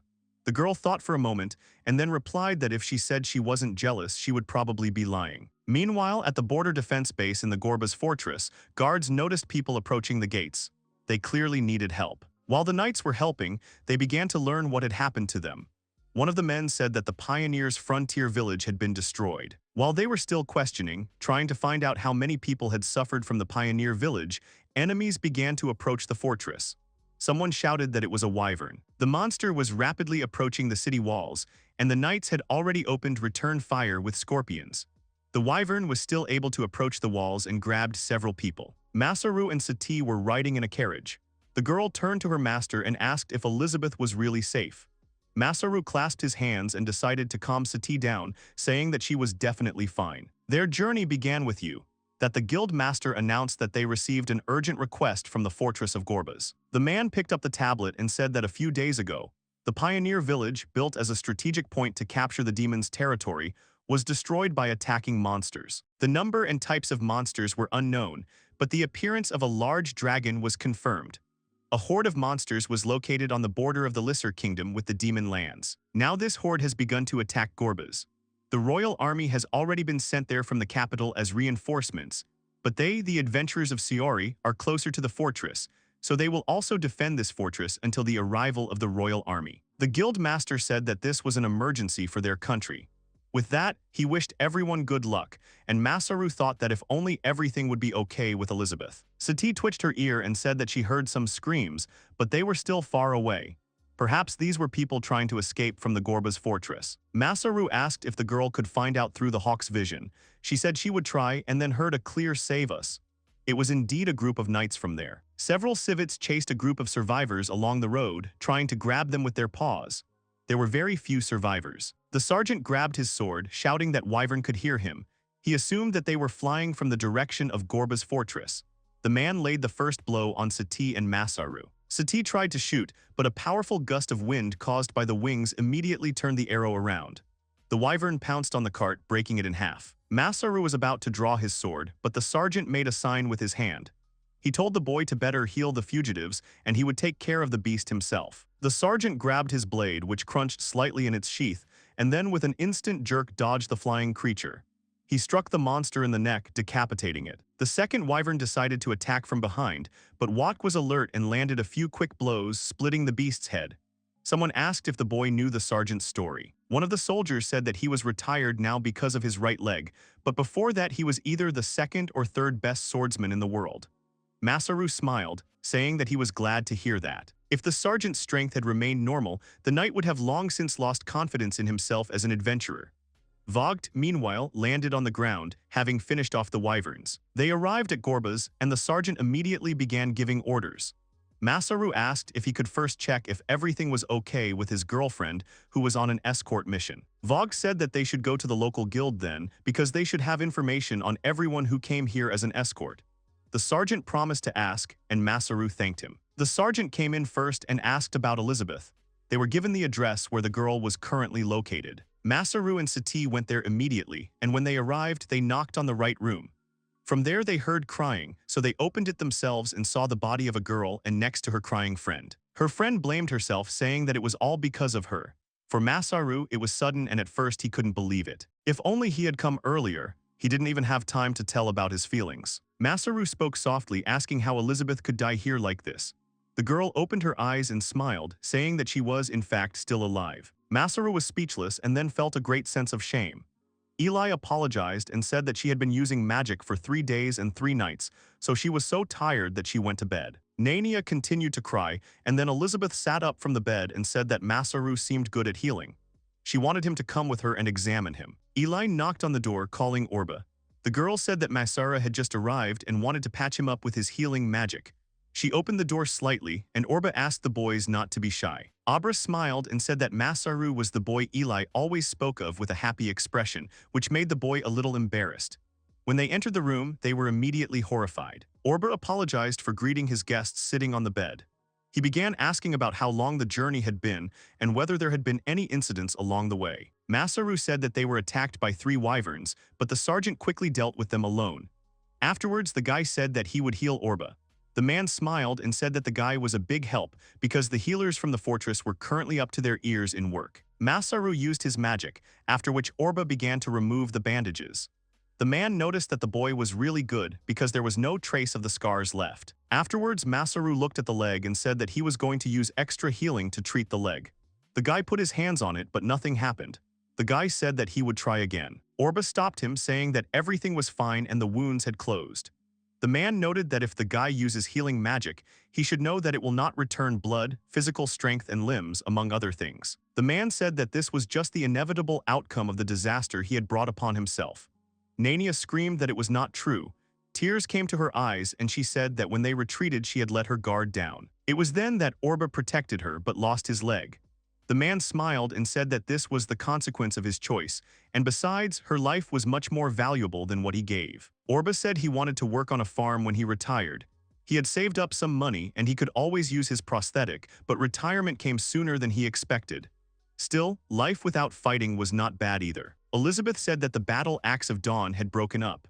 One of the guys in the room said that they were currently deciding who would take over as leader. He himself would return home with Orba, as they had been friends since childhood. The second Orb comrade said that he dreams of becoming a healer.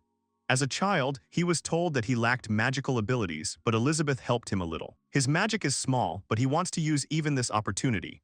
Masaru said that in the end, everyone will go their own way.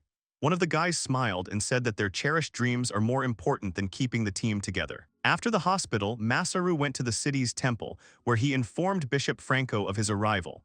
The man said that they needed good healers to reinforce them. Masaru was worried about Sati. Although she was with Sergeant Vogt, they were guarding the city walls. Franco began to tell that a few days ago, wounded people arrived here after the destruction of the village. The man said that about half of all the adventurers and temple knights were killed. Masaru asked about the Vajra squad. Franco replied that Captain Tijan was not injured, but almost all the other members of the squad were killed. The bishop said that the captain must have had a very hard time since he had to retreat instead of saving his comrades. But he showed no sadness, gathered the remaining knights and reorganized the squad. Soon they entered one of the rooms where there were many seriously injured people.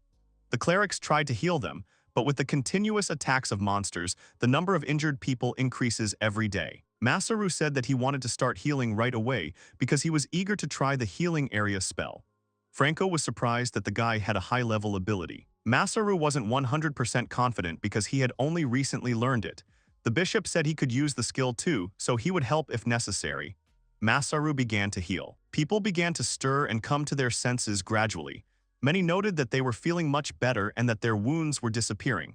They began to bow to Franco, thanking him for healing. The man was a little confused, initially not understanding why everyone was thanking him. He saw that Masaru was hiding behind him, and then he himself turned to the fighters and inspired them. The boy thanked Franco, saying that he didn't really like being the center of attention. The bishop instructed the priests to continue the treatment, and then continued talking to the boy. Franco smiled and said that it was unusual that the guy didn't like being the center of attention since he was an adventurer.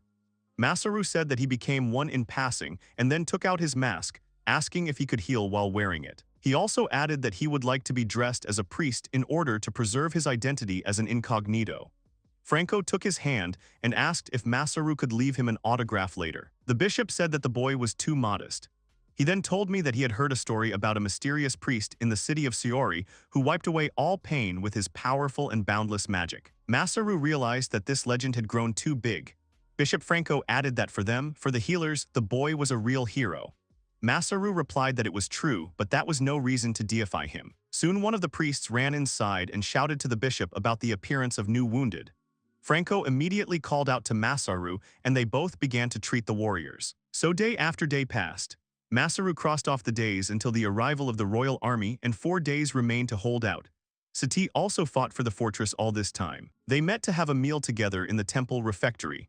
Masaru asked about how the girl was doing in battle. She said that with the cheat her movements became much better. Bishop Franco came to their table and asked if he could join them. Masaru pointed to the man and introduced him to Sati. The girl immediately thanked Franco for the food and the reception. The man laughed and said that Masaru thought the rumors about him were exaggerated, but the guy actually had outstanding abilities. Masaru said that there were times when even he felt his limits. A few days ago, he had been unable to help a comrade who had lost his leg. He wished he could do more. The bishop froze at that moment. Franco asked the boys not to divulge what he was going to say next, but since Masaru is a great magician, he couldn't help but share.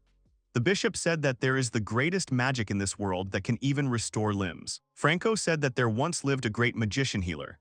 He was a priest and saw the seriously wounded every day until one day he thought about whether he could return their lost body to them. He was like Masaru. This sacred one possessed incredible talent and great magical power, thanks to which he was able to achieve such heights in healing magic, unknown to others. He was able to create a spell that could restore lost body parts. Many of those who had already said goodbye to them again looked to find their loss. The rumor began to spread quickly. The crippled from almost the entire kingdom began to come to him, filled with dreams of healing. But then, not even a month had passed before this priest died. As it turns out, this spell shortens the life of the one who uses it. After learning this, the temple's abbots banned her and sealed her away forever. Franco said that Masaru's progress is very similar to this legend. Franco said that the boy could reach the same forbidden heights. He asked the boy not to use it if he mastered the spell, and it would be better for him to forget about this conversation as soon as possible. Even though the spell consumed the life of the mediator, the flow of people seeking healing never dried up. Masaru must not follow in the footsteps of that priest. Afterwards, they went home to their dorm.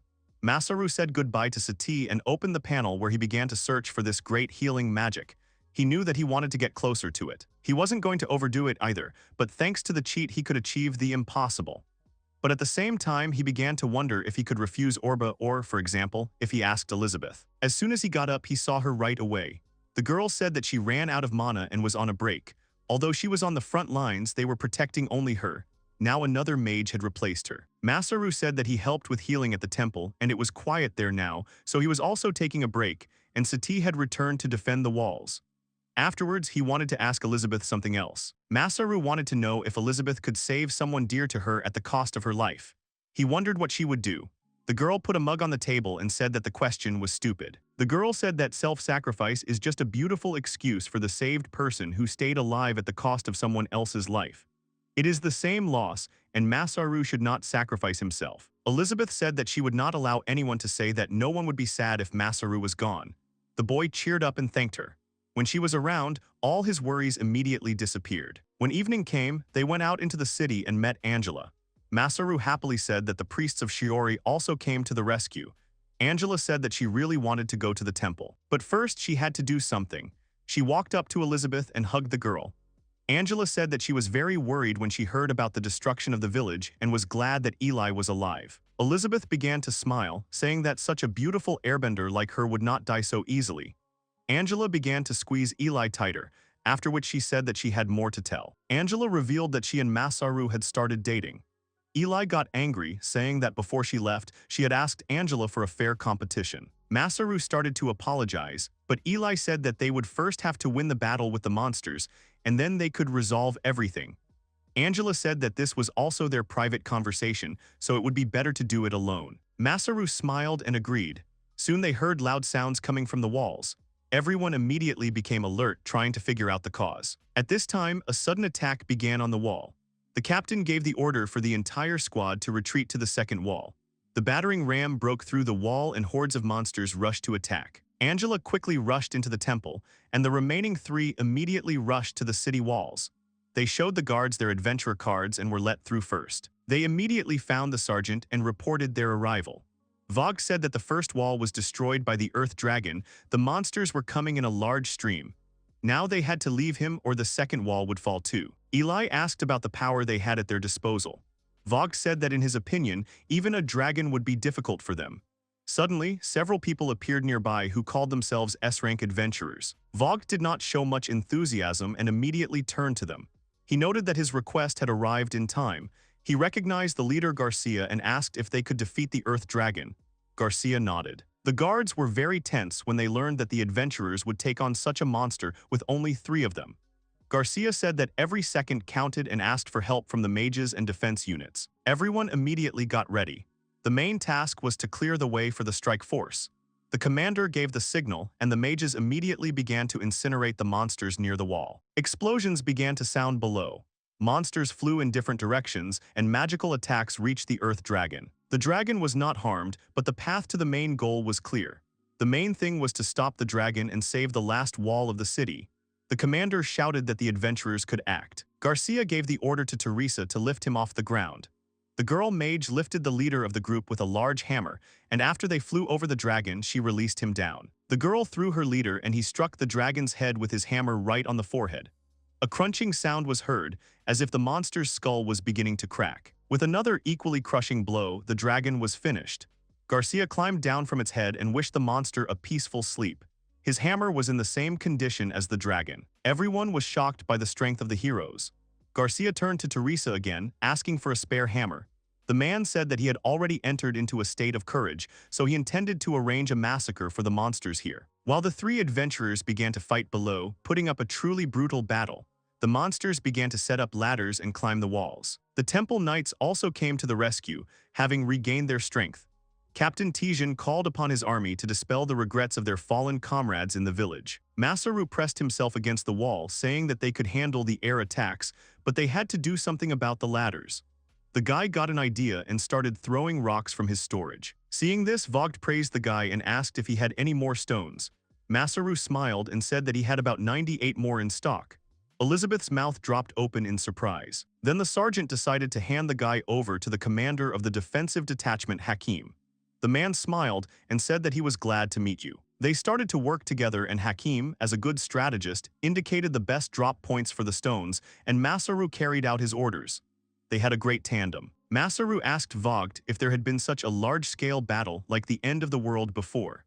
The sergeant said that he had seen something like that about 10 years ago. Elizabeth said that all this carelessness that had developed over the past 10 years had led to the tragedy in the pioneer village. The vanguard of the monsters could have been kicked away, but after that, things got really serious. No matter how long the peaceful times last, one must remember that monsters can easily tear people apart, and also that an enemy camp has been set up in the demon lands. The attack was repelled, a terrible battle that cost many lives. If this was the beginning of the end of the world, then Masaru had to decide whether he was saving this world or just running away. After the night battle ended, Lysera's army arrived in the city and the defense was strengthened. At the same time, countless monsters suddenly disappeared. Masaru went to Elizabeth, who was currently on guard duty. Masaru asked if there were any enemies in sight. Then he took something out of storage and said that he had once been hunting and made a cape out of a wild boar. He covered Elizabeth with it. Judging by the fact that the direction of the monsters' attack changed, they were attacking another principality, Hiragas, which had already fallen. Reinforcements from the Empire did not have time to arrive and the capital fell. It seemed like the monsters had a command system like an army. It looked like the attack on Gorbas was just a feint to attack Hiragas. Among the orcs and goblins, there are those called kings. They command groups. If we accept the possibility that the demons also have one, the wisest one, about whom legends are composed, the king of demons. Anyway, it's all a rumor. They have protected the fortress and soon the guild will lift the emergency status. They will go back. Now Nania and Orba invite Eli to their homeland. Elizabeth clung to Masaru and said that she would continue to work with him as an adventurer. Masaru smiled and said that he had no right to refuse her. The girl agreed. Elizabeth turned to Masaru and asked if he loved her. Masaru blushed, then said that even if he did, she should let him confess first. Masaru turned around and said that he really loved Elizabeth. The girl blushed and the boy noticed this, also starting to feel embarrassed. She said that it was just because of the dawn. Soon they returned and told Angela and Sati everything. The girls were happy, but Masaru was eaten up with guilt because there was no polygamy in his past world. Now he had to tell Nania everything. Elizabeth said it wouldn't be that easy and they had to convince her first. When they arrived at the hospital, they immediately attracted more attention. Elizabeth sat down opposite Nania. Elizabeth told her everything. Nania said that she understood her perfectly, but was still a little surprised that Eli was able to find her destiny. She was happy for her, but it meant that Nina had to leave the night service. Eli said that Nania was still going with Orba, so she would continue her journey with Masaru. Nania said abruptly that she had not yet made a final decision about going with Orba. Eli said that Nania loved Orba, to which the knight agreed and the axe leader calmed down. But then Nania said that if she was gone, who would take care of Eli's protection? The mage pointed to Masaru. Nania said that Elizabeth was rejecting her because the girl was weak. Eli clenched her fist, saying that she didn't mean it that way. Nania stood her ground. She stood up and said that in that case they would have a duel. Nania wouldn't let a weakling protect Eli. If she won against Masaru, Elizabeth would throw the idea out of her head. Elizabeth immediately shouted that it would be as Nania wished. Everyone watched what was happening in surprise. After Elizabeth apologized to Masaru about the situation, saying that the situation had become much more complicated.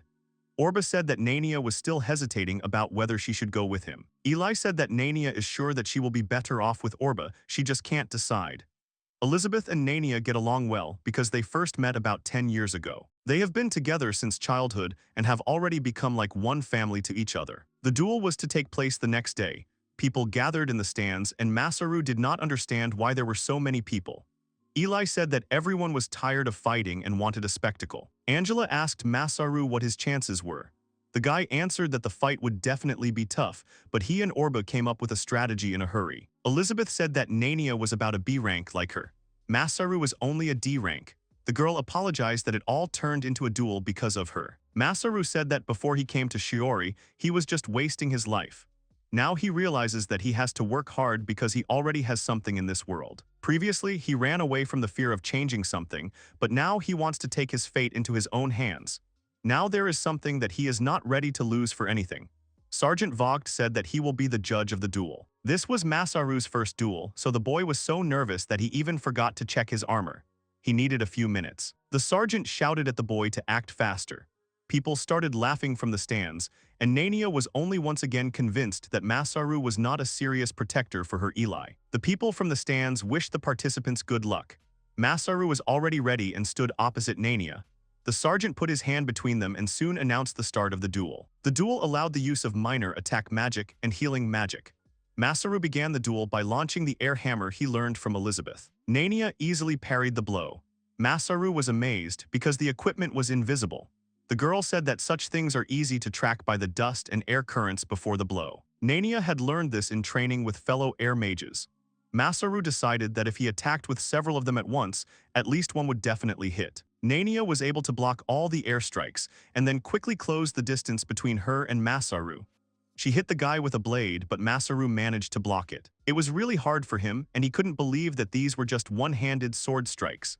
Nania was also very fast, which was also surprising. Masaru knew that his strength was starting to run out. On top of that, the girl was covering not only herself with a shield, but also her sword. Masaru couldn't see the direction of her attack, and she was finally able to get it out. After Nania had wounded the boy, she began to deliver a barrage of heavy blows that immediately knocked the weakened boy down. Masaru was on his back, but continued to defend himself. As Nania approached, the boy seldom kicked her shield, knocking the knight back. This gave him some time to get up and use healing magic. Many did not understand the reason why the girl did not attack the healing enemy. Nania herself began to suspect something, paying attention to Masaru's legs. She noticed that the guy seemed to be swaying, although he was not a newbie. It also did not look like his leg was injured, but he was dragging his right lower limb. She knew that something was hidden there. Masaru understood that she suspected something, but even if the enemy sensed something was wrong, the ace in the hole could still be used to push the enemy back. The young man went on the attack, realizing that he needed to improve the momentum to transfer his weight to his right leg. Nania believed that she could crush the boy with her onslaught. Crossing swords, Masaru suddenly began to act more decisively, relying on his signature move, which was still ahead. Now he put all his efforts into it. When they were working on their tactics together, Orba offered him a strategy for a protracted battle. Levin told him how to counter the shield, and Tux told him about the sword. Elizabeth herself told him about the ace in the hole. During his preparation, the boy pretended to be overly excited and charged the plate on his heel with lightning magic. Such magic is not lethal, but it can immobilize the enemy. Masaru said that the girl, while traveling with Elizabeth, protected her robe and shield from lightning, but there is no such protection on her legs. Then he knocked the sword out of Nania's hands and threw it aside. Nania yelled at Masaru to stop getting cocky and punched him in the face. The girl said that she didn't care about the sword and shield because they were just tools, and she was a proud knight and was fighting for what she had to protect. She shouted that she would never lose to someone like Masaru. Due to her emotions, she again let down her guard and Masaru struck back, shocking everyone. Nania fell and her whole body was shaking. At the same time, the girl refused to accept her defeat. Masaru began to approach her closer, raising his sword up. He leaned him over the girl and said that he also had a person whom he was going to protect with all his might. Nania began to cry and then collapsed to the ground, losing her last strength. The sergeant pointed at Masaru and shouted that the boy was the winner. Masaru waited for the verdict, after which he also began to stagger violently on his feet. His body rushed rapidly down to the ground, and he immediately fell flat next to Nania. After the fight, Elizabeth shouted Masaru's name and quickly ran to him. She shouted to Angela to take care of Masaru. The girl adjusted her headdress and agreed. Suddenly, Elizabeth tripped and fell. She clenched her fists and thought of Nania. No one could guess what was in Eli's heart. Elizabeth remembered the moments she spent with Nania, how she read to her before bed or how they ate together, even the saddest and most sorrowful moments. She remembered all of it at that moment. Elizabeth gritted her teeth as she remembered Nania saying that she would always be on her side. The girl stood up and ran screaming, calling for the girl. Nania, who was lying on the ground covered in blood, twitched her finger. In the distant past, little Elizabeth was crying loudly. Nania knelt down and begged Mrs. Elizabeth not to cry. The girl squeezed the hem of her skirt and said that all those people at the reception mockingly called Nania a dirty aristocrat. Nania replied that by defending her, the lady was putting the Blanza household in an awkward position. She asked Elizabeth not to worry about her. Elizabeth said that this would never happen. When a friend is hurt, it is of course very sad. Nania was very touched. Elizabeth is a kind girl, but one day she will have to face the disgusting world of nobles. And despite this, Nania will protect her so that Elia will remain the same kind girl. For this, she had to become stronger, much stronger, to be able to protect Elizabeth. And now she didn't understand who had made Eli cry. She would not forgive such a person. Suddenly, Nania starts to open her eyes and sees Elizabeth in front of her, crying because of her. Nania was very surprised. She apologized to her. Elizabeth tearfully argued with Nania whether she was really making fun of her. Nania said that she swore to protect Elizabeth so that her smile would never fade, so that she would always remain herself. However, she herself prevented this. Elizabeth shouted that nothing of the sort, and the girl always protected her, but nevertheless she wanted the girl to be happy, but she took and tied her to herself with this knightly oath. Nania smiled and said that it was not so. When she arrived at the house of Blanza, all those envious nobles were against her pride, but she followed the path of a knight as her father asked her. Suddenly, Elizabeth became her guide on this path. She wants to protect Eli. This desire filled the void in her heart, and she became proud to be a knight. However, she began to cling to it so much that she tied Elizabeth to herself. Elizabeth was frightened when Nania stood up. Suddenly, Nania knelt down and said that she was resigning her duties as Elizabeth Blanca's knight from today onwards. She also wants the girl to be happy. They will go their separate ways from now on, but the girl will always be her friend. She asks Elizabeth if they agree to be her family. Suddenly, Elizabeth grabs Nania and says that it is, of course. She thanks Nania for everything. At this time, Angelica asks how Masaru's wounds are and if they are getting better. The young man agrees and says that the girl saved him. Masaru then approaches Nania and Elizabeth, who ask the girl to knock out a healing potion. Suddenly, Nania says that the boy's strength is in his will. He can definitely protect Elizabeth. It's ridiculous to ask for such a thing after a duel, but she asks him to take care of Elizabeth. The young man agrees. Suddenly, everyone started clapping. The men in the stands were shouting that the fight was very good and that Masaru and Nania were great. At this time, he used healing on Nania and was very surprised, because in the heat of battle, he forgot that they were being watched. The men said that Masaru and Nania were very strong warriors. The girl, of course, but it was nice to watch the boy too. Another man asked if he was the one they called the Rabbit Hunter. Another man said he had advanced dramatically and was now a dragon slayer. He is good with a sword, but have they seen how fast he can prepare magic, and he can also heal?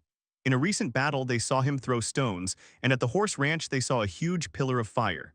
No one understood what kind of magic it was. Angelica asked Masaru, and he ran, covering his face with his hands and shouting that he doesn't like being the center of attention. People were surprised when Masaru ran past them. Nania told Elizabeth that Masaru was a very funny boy. Elizabeth agreed with her. Although he is usually a weakling, when necessary, he pulls himself together. This is a very cool trait of his. The young man tried to run away, but Angelica was chasing him. At this time, in front of the southern gate of the city of Shiori, travelers with large backpacks approached the city. The guard asked them for a pass. After the man showed the paper, the guard saluted and asked to forgive his manners. He wished the arrivals a pleasant time. The stern man was Clemens Ogren, a servant of truth of the first rank. The man asked if Tillich was in this city. The action then begins in the city of Shiori in Masaru's house. Masaru and Elizabeth were very close that night. The young man asks the girl how she feels and if it hurt a lot. Elizabeth says that it certainly hurt. She doesn't understand why girls only have to suffer. It's very unfair. Masaru replied that that's why he said it would be better to use healing magic. Elizabeth said that the first time she and Angela hadn't used healing magic. Elizabeth wanted the pain to be an important memory for her. She wanted to remember her first time too. Besides, even though it was painful, she was happy that they now had such a relationship. Masaru was very embarrassed. He immediately went to hug the girl. Then Elizabeth asked the young man if he wanted to hear about her family. The young man agreed. Elizabeth began to explain that her father was entrusted with a fortress on the border between the Galay Empire and the Demon Lands. He was a very influential nobleman. Then a soldier of the empire came with a report that monsters had attacked the city in his possession. The father gave his fortress to the army of the empire, and he himself headed to the scene with his army. However, there was no trace of the monsters. Instead, the monsters had attacked the fortress. The troops that had been left to defend it had disappeared somewhere. And then his and Nania's fathers gave their lives defending the fortress.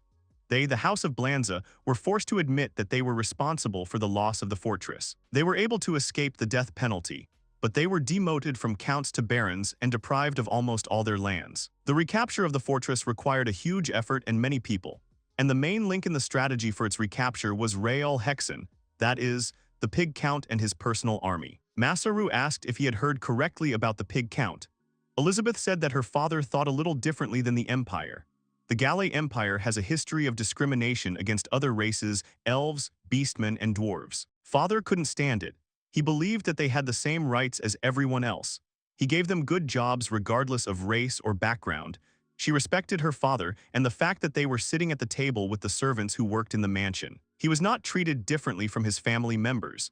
But there were nobles with very long pedigrees who found this unacceptable and had a vested interest in their wealth. Rael was one of them. He was known as a terrible racist. He even specially bought servants from among the beastmen he hated and beat them in his mansion. He had conflicts with Elizabeth's father. Immediately after her father died defending the fortress, Rael's troops, who just happened to be nearby, began an operation to return her. Masaru said it was a coincidence, and Elizabeth replied that it was the exact opposite. It was this pig of a count who had deceived her father. She begged her brother, who had become the successor, to turn to the servants of truth for an investigation. But there was no record left of the soldier who brought news to their father of the monster attack. And almost no one has ever laid eyes on these warriors. The power of the servants of truth is capable of upsetting the political balance, and therefore they work carefully and will not take on a case in which there is no evidence. The truth remains undisclosed, but she is determined to take revenge on that pig of a count. Masaru asks about revenge. Elizabeth interrupts him and says that she does not know what her revenge will be, but if she comes to the point of trying to kill someone, then the boy must stop her. She thinks that thanks to the boy, she will be able to refuse it. Masaru looked at the girl and made a promise. Elizabeth smiled and asked if the boy could please stop staring at her so intently since it still embarrassed her. Masaru said that it was not like he saw anything. As soon as the girl turned around, a blindingly bright light began to shine through the window. The girl asked what the young man was talking about. After a while, they get dressed and Elizabeth asks where Sati is by the way. Masaru replies that she went shopping with Angela. Elizabeth says that it is very good, otherwise she would burn with shame if the girl heard their voices. Masaru says that it is for sure because he does not want Sati to feel awkward. The girl then turns to Masaru and asks if the boy sees her as a girl. Masaru is surprised and says that she is a girl, not a boy. Elizabeth replies that she meant to say that the girl is not a slave to him at all.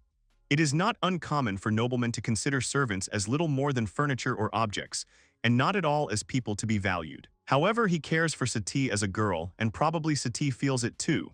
Elizabeth asks what the young man thinks about the girl. Masaru thought about it and said that she is important to him, like they are family. Elizabeth asks if Sacha could be like a little sister to him or if he thinks she is very close to him, like a partner. Masaru says that he thinks he loves her. The girl uses lightning on him and demands him to say it loud and clear. Masaru says he loves her. He has constantly asked himself if it is just a desire to protect her, and even though polygamy is not frowned upon here, he wonders if it is not promiscuity to rush from one girl to another. Elizabeth replies that she can't deny that from one to the other it's really so-so. Masaru replies that he feels the same way. The girl smiles and asks him to imagine that there are two rabbits in front of him. One would be enough for him, but having given in to the desire to catch both, most people do not understand either one. However, the young man is not one of them. He is a rabbit hunter. The young man tried his best and managed to catch a lot of rabbits. If you work half-heartedly, you will not catch a single one. So if a young man tries, he must put in his all, although they are not as simple as rabbits. Masaru replies that he understands. The girl smiles and says that this is great. She asks the boy to convey his feelings to Sati properly when she returns. Elizabeth thinks that since Sati is with Angela, everything should be fine for them now. At this point, Sati apologized to Angela for having to help her with her shopping. Angela said that she had tagged along with the girl herself. Angela asks Sati if she is shopping for such an important day. Sati says that today is a very important day for Masaru and Elizabeth, so she wanted to cook something delicious. Angela asks Sati if she wanted to spend a special day with someone. The girl says that for someone like her, it is impossible. Angela continues and adds that she just thought the girl was in love with Masaru. Sati started to panic and say that it was not like that at all, and then asked how the girl understood that. Angela asked Sati to calm down, otherwise she would deny and agree at the same time. Sati replied that she simply respected Masaru. Besides, it is unacceptable for a servant to fall in love with his master.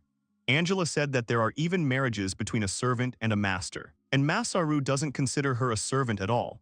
Sati asked who she was then. Angela added that she was an ordinary girl. Sati has become an adventurer, does housework and tries her best for her beloved. She is a wonderful girl. Sati starts to deny and says that she is a servant, so she cannot love a person. Angela hugs her and says that a girl can be happy. Sati says she is scared. He is happier than ever and she is scared that it will end, but being rejected by the man she loves is even scarier.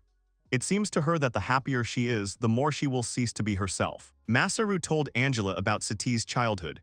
Her parents didn't love her, no one needed her.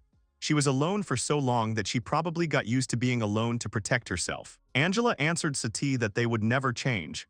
There was nothing wrong with being loved, she would just be filled with tenderness. Sari burst into tears and told Angela that she loved Masaru very much. After a while they return. Masaru greets Sati. He apologizes for coming so soon and then tells the girl to put the bag somewhere because he would like to take Sati somewhere. After some time they come to the Broll company which sells servants. Sati, in a panic, begins to ask if Masaru really returns him.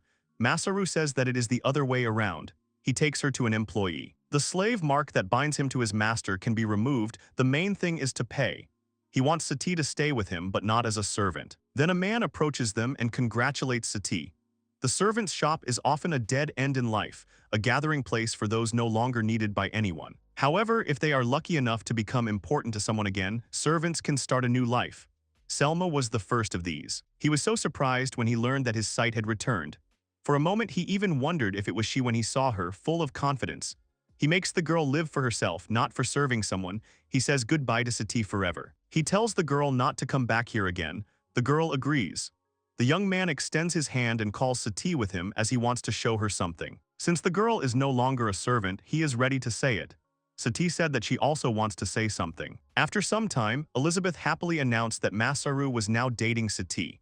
It was nothing unusual for Masaru to have 2 lovers, but 3 would be a bit difficult. Elizabeth asks if he can handle it.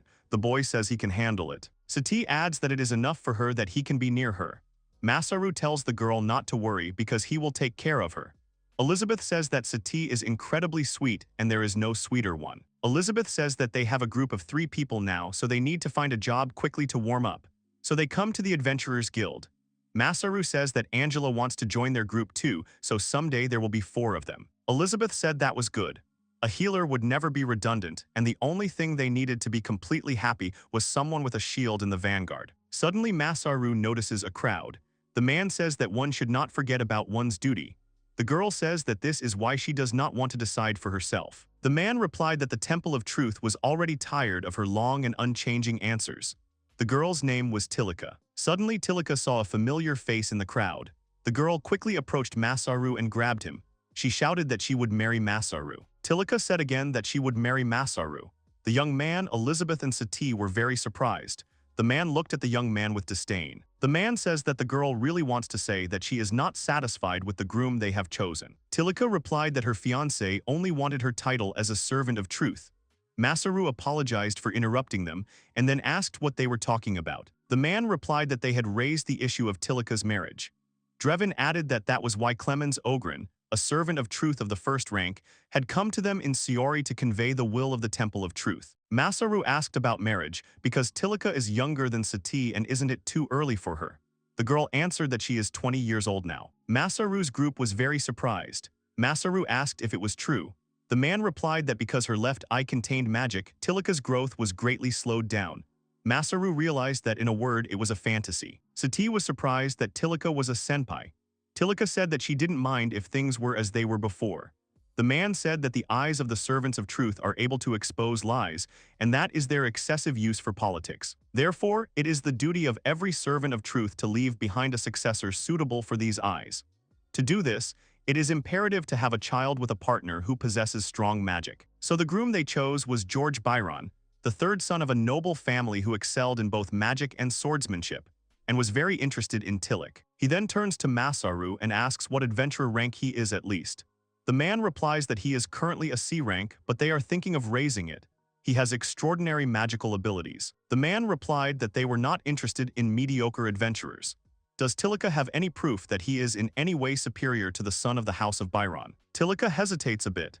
Masaru looks and tells everyone to wait. He says the man is right and he has no outstanding achievements and nobility. However, will it be okay for him to show his abilities and his power as a magician? The man asks if he can. Masaru says that if the man gives him time, he will show everything. The man uses his eye magic to look at the boy. The man says that he sees that the boy is not lying. He turns around and says he's giving the boy a month. That's when George Byron will arrive to take Tillich. That's when he'll have to show his strength. The young man presses his lips together and then turns to Elizabeth, Sati, and Tilika. He asks them to call Angela and come back to his house, because he has something to talk about with them. After a while, the young man explains something to them. The girls are surprised. Elizabeth says she understands. The young man gets this ability called cheat in the employment service. Masaru replies that in his country's language, cheat means unfair play. Elizabeth says that it is unfair indeed. The boy's ability to learn magic so quickly cannot be explained by talent alone. Sati asks that the boy needs to accumulate a certain amount of skill points to cheat. Masaru agrees. Sati says that means cheating is a reward from the gods for those who tried their best. Elizabeth says that Sati shines too brightly, and Masaru says that Sati is so good that she even glows. Angela asks if Masaru is really an apostle. Elizabeth asks the girl about the apostle. Angela says that an apostle is a messenger of the gods who sometimes descend to earth to help people. Before she went to Gorba's, Abbot Roberto spoke to her about whether Masaru was an apostle. The young man says that Ido, whom he met, and Hello Work, didn't tell her anything except that he could use the cheat as he wished. All he mentioned about himself was that he was the ruler of this world and something like a god. Elizabeth, speaking about Ido, asks if the young man really was talking about the main deity Itausuru. Angela adds that he is in charge of all the other gods. If it is him, then Masaru really is an apostle. The young man says that he can't say anything, he was just an ordinary worker then. However, now with the help of this cheat, he will be able to show the power of his magic. He tells Tilika that it doesn't matter whether she marries him or not, but at least they can convince the Temple of Truth to acknowledge him at least for a while. Sati then asks Tilika if she loves Masaru. The girl is embarrassed and answers that she loves him. Everyone is surprised. Then Tilika adds that she loves him like Katsu from the dragon. Elizabeth replies that it's a start. Angela adds that even if it's not the best solution to the problem, she should at least decide for herself who she marries. Masaru says that then from tomorrow they will all start earning skill points. In fact, Elizabeth and Angela, like Sati, are already under divine protection, although he does not yet know how it is given. Elizabeth is surprised and asks if she can learn any magic she wants. The boy answers that her skill points allow it for now. Angela says that she wants to become even stronger as a healer so she can help people. Masaru then notices Tilika's indignation and asks her what is wrong. The girl replies that she thought about something after the boy's story. The main tasks of the Servants of Truth are to investigate crimes and punish criminals. Masaru thinks that it is like the police and the court at the same time. Tilika continues and says that there are ulterior motives. She will tell him about it later. She thinks they can use it to convince Clemens. If Masaru got his power from the god Itausura, is there any reason other than testing this cheat that he got it? The young man is very tense because Tilika used the magic of her eye. The young man gives a negative answer. The girl agrees with him. Masaru wasn't lying. The purpose of the cheat was just an experiment, not to save the world. Still, he couldn't tell them that the world would be destroyed in less than 20 years. He doesn't know why this will happen or how to avoid it. Saying so will only make them worry. Now he wants to appreciate every minute spent together. After some time, Masaru and Sati were very close. The girl asked how the boy was feeling and if everything was going well. The boy said that the girl was doing well. Sati replied that she was very happy. Masaru then asks if the healing worked on the girl. Sati agrees. She says she loves healing magic. It has not only allowed her to see the light but has also helped many people and brought them happiness. Also, healing magic is a reflection of Masaru's kindness. The young man smiled and said that the girl was exaggerating, but he thanked her. The boy then says that the girl addresses him formally, even though they have become a couple. Sati replies that her respect for the boy has not changed, because she is happy with the way things are. Masaru thinks that there are 20 years left until the end of the world. There is still time, at least there should be. The next day, Sati said that everything was ready. She looked at Tilika and Angela, who were wearing new clothes. Sati said that it suited them very well. Masaru also added that the girls looked simply wonderful. Tilika and Angela thanked the young man and woman for their compliments. Masaru asked Angela if she minded the mace since it was quite heavy. Angela started waving it around and said that she was used to carrying babies, so it was fine. Masaru smiled and understood. Then Angela asked Masaru that he seemed to have forgotten something again. The young man became embarrassed and said Angela's shortened name, and the girl smiled and agreed. The young man said that he called the girl that when they first met to tease her. Angela replied that they were a couple now, so she didn't mind. Elizabeth also said that it was time for the young man to get used to it and call her Eli.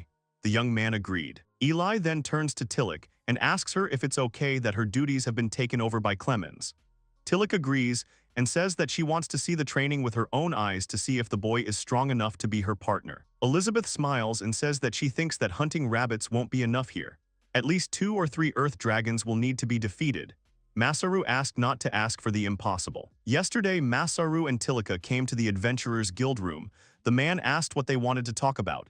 Tillich thanked the teacher for coming. Tillich said that she wanted to discuss top-secret information, so she wanted to ask for a room. It seemed that Masaru was an exception that contradicted what was written in the 3rd point of the special notes. So she wanted to ask him to take her place as the servant of truth in Shiori while she accompanied Masaru. The man was very surprised and, looking at the young man, asked if Tillich really wanted to say that he was a hero. Masaru was very surprised when he was called a hero. Tillich said that she would accompany the young man to verify this amazing fact. The man spoke about the 3rd point of special notes. This is one of the hidden reasons for the existence of the Temple of Truth and one of the rules imposed on them. When faced with a situation that affects the currents of the world, a servant of truth must do everything possible to find a solution. Masaru asked Tillich in a whisper about the currents of the world. Tillich replied that it was all that happened in it. The man says that a minister of truth is forbidden to use his eye that exposes lies on other ministers. Lies are the cornerstone of human relationships, so without ministers, any organization will collapse. However, he doesn't even need an eye to know that Tillich is dead serious, because she is the type to just mention the 3rd point of special notes.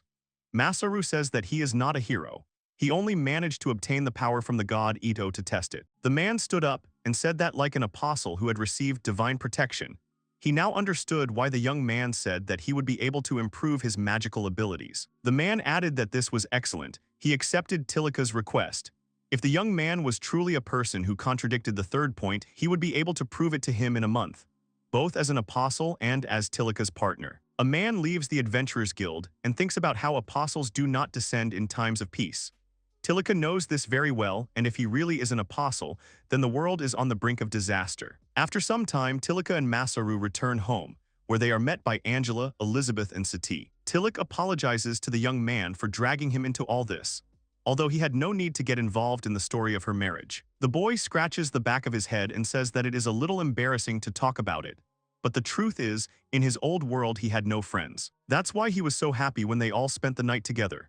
It was so much fun just playing until late and chatting about this and that. So since the girl is in trouble, he wants to help her because they are friends. Tillich was surprised and then smiled and agreed that they are friends. Angela interrupted them and said that she thought it was time for her to return to the temple. The girl then turned to Masaru and said that she wanted them to tell the priest Roberto that they were living together. Masaru offered to tell him right away. Masaru leaves the house to Sati, and Tillich can make herself at home. Elizabeth smiles and says that she will try not to disturb Sati, but Masaru replied that the girl would do better to help her. Then they leave, and after a while they come to the temple. Masaru said that the priest was very excited to hear about the situation.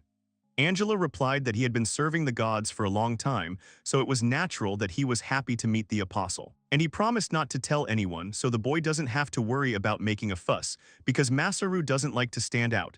The boy smiled and thanked the girl. Angela then said that although his strength truly stands out, the boy learns magic extremely quickly and can even use area healing, which is something that few can do.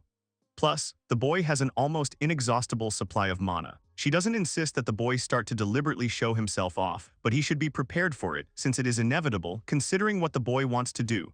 When someone is in trouble, the boy simply cannot stay away.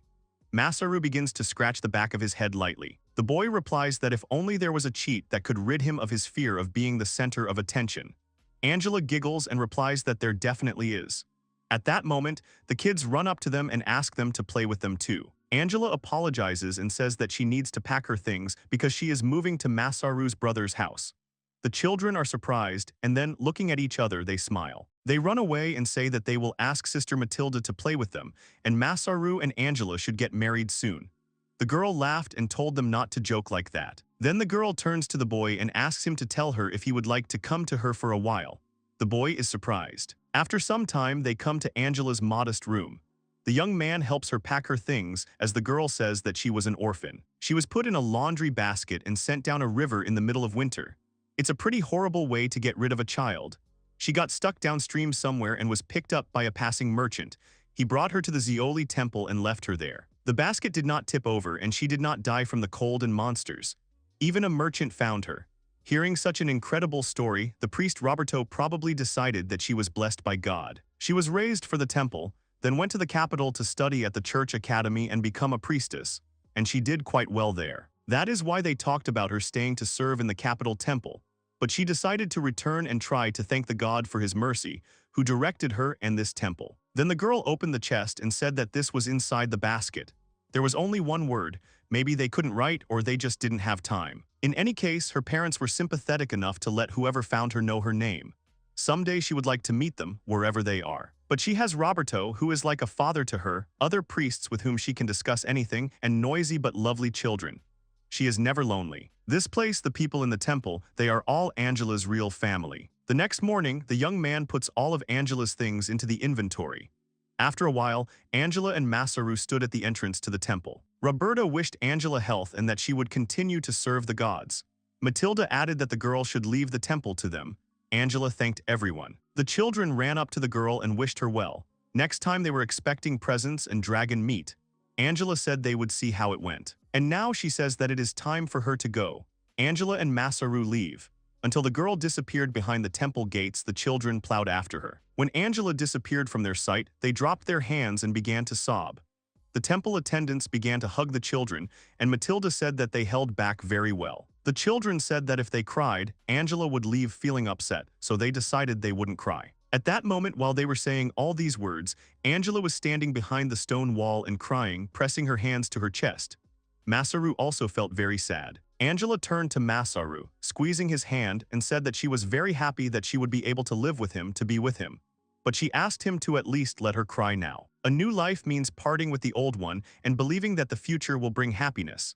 And now Masaru is responsible for the lives of others. After some time, Angela and Masaru return home. Masaru says that they are going as planned. They head north. Once they get used to the plains around Shiori, they head north to Gorba's fortress. Along the way, they encounter increasingly stronger monsters. Masaru asks the girls what their motto is. The girls unanimously say that they should try hard but not overdo it. All 5 of them moved towards something new, relying entirely on each other. After a while, the young man was collecting monster corpses into his inventory. Masaru told the girls that they were doing well. They had already worked well together, but that was probably enough for today. The girls then approach Masaru and he uses transference. They are transported to the outskirts of the city of Shiori. Masaru tells the girls that they should go to the guild and report the successful completion of the task. At this moment, Elizabeth's eyes twitched. Arriving at Masaru's house, she said that this was beyond her comprehension. Only a few people in the world can use transfer magic, and the young man learned it as if nothing had happened and how it happened at all. Masaru said that it was his cheat, but transfer requires more mana, the more weight objects have in space. However, for some reason this restriction does not apply to him.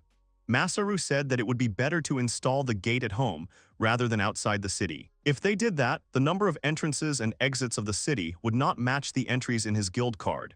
It would be better to hide the fact that he can use transfer magic. Of course, it is useful for travel and trade, but this magic can also be dangerous, as it allows spies and warriors from other countries to enter the city. That's why the authorities are keeping a very close eye on who might use it. Masaru says the girl is right.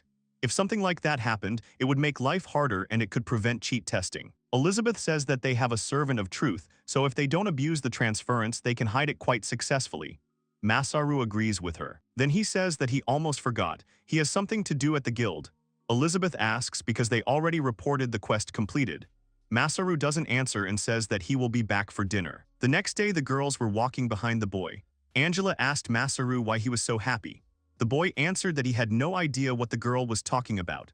Elizabeth answered that this was a forest and whether the boy was sure that they were going the right way. Suddenly, Angelica smells something and asks what the smell is. Then they all saw some kind of building. Angela asked if it was really a hot spring. Masaru agreed and said that it was a secret place that some adventurers had found. He had gone to the guild yesterday to find out about it. He also gives out some clothing inventory and tells the girls that he wants them to wear these. Masaru says that these are swimsuits. You can't wear clothes to the hot spring, but many people are embarrassed to be naked in front of others, so swimsuits were invented for those people. He and Sati made them day and night. They tried very hard. He would like them all to put them on and bathe with him in the spring. The young man bows. Elizabeth says that even if Masaru's request is forgotten, Sati's work must not be in vain. Masaru is happy. In other words, today is swimsuit day. His gray, lonely student days will finally come to an end. The young man is looking forward to it all. Then, as it turned out, the girls were taking a hot spring in their bathing suits. They were having fun, and Masaru was listening to all of this. He rubbed his eyes, saying that today the sweat was stinging his eyes more than usual. The boy began to cry, and Elizabeth shouted at him to stop. She wondered if Masaru didn't know that the men's and women's baths were separate. Angela said it was a secret spring, but surprisingly well kept. Tilika said the Merchants Guild had once tried to run it and charged an entrance fee, but they had financial difficulties and abandoned it. Angela said that such a desperate Masaru is very cute. Elizabeth replied that you can't spoil him, otherwise he will completely get carried away. Just recently he tried to force her to agree to some bad things. Angela said that Masaru tried the same with Elizabeth. Elizabeth said that he was from far away and the mentality there is probably different. Sati said that maybe the girls would tell her because she would try. The girls shouted that she looked so correct, but she agreed to this. Sati climbed the ladder of adulthood in one fell swoop. Masaru blushed and thought that listening to his girls talk about their nightly adventures was very embarrassing. Suddenly the young man felt a tremor in the water. He jumped up and shouted to Sati. The girl warned the others that everyone needed to get out right away. Masaru's presence detection skill worked. He thought that whatever was approaching here was huge, but it was slow, which meant he would be able to catch up with the weapon. Suddenly, tentacles broke through the walls of the hot springs and grabbed the girls. The monster's head appeared and it was simply huge. Elizabeth was very surprised and said that it was a kraken. Masaru was very surprised and, gritting his teeth, said that it was impossible. Why would a squid from the ocean appear in a lake with fresh water? But he doesn't understand. Who cares? He was distracted by his body, so the tentacles caught him off guard, but what if he just cuts them off? Angela said that she hasn't mastered it yet, but she will try using a cheat-enhanced water magic spell. The girl uses an ice bullet spell, but suddenly her body flips over. The girl's skill missed the monster. Angela said that if she was thrown around like that, she wouldn't be able to aim. Elizabeth noticed Angela's curves and it started to irritate her. Sati shouted to Masaru for her bow and arrows. The young man ran towards them and then threw the weapon to the girl. Sati grabbed her hands and fired several arrows at the monster. One of the arrows hit him in the eye, and the monster relaxed its grip, releasing the girls from its tentacles. Masaru immediately used the levitation skill. Elizabeth praised the young man and told him to hold them. She began casting a spell to make the heavens open and thunder roar. The girl used the thunder skill. However, she was very surprised that it didn't work. The monster should have been electrocuted. After all, it was a water monster. Masaru replied that his skin was electrolyzed. There should be something that would work on him. Suddenly, the boy had an idea. I remember one of the skills in that game was something. He suddenly used flight and said that he needed a very strong electric shock. Since they can't cut him, they have to try to stick the sword into him. The young man lands on the kraken with great speed and sticks the sword into his head. At this time, Elizabeth cast a spell. She called upon the Sword of Light, the master of the billowing black clouds, with words and spirit. At this time, Tilika dodged the kraken's tentacles, and Masaru used levitation on all the girls to lift them out of the water. Finally, Elizabeth finished her spell and called for it to burst forth as thunder and pierce the heavens. The girl created a mega thunderstorm, and the entire space was struck by lightning. The boy's sword crumbled from such a strong magic. Masaru said that the lightning rod absorbs the energy of lightning and transfers it to the ground, so he used his black steel sword in this way. He served as a conductor of the charge into the kraken's body. Sati was happy and said that they had succeeded, so she asked him to show her victory cry. The young man swung. At that moment, Elizabeth and Angela looked at the young man with a misty gaze. Angela completely closed Tilik's eyes. The boy opened up and shouted that it was their victory. At that moment, the towel on his hips fell off and Elizabeth told him to cover himself. After a while, everyone came to Masaru's house.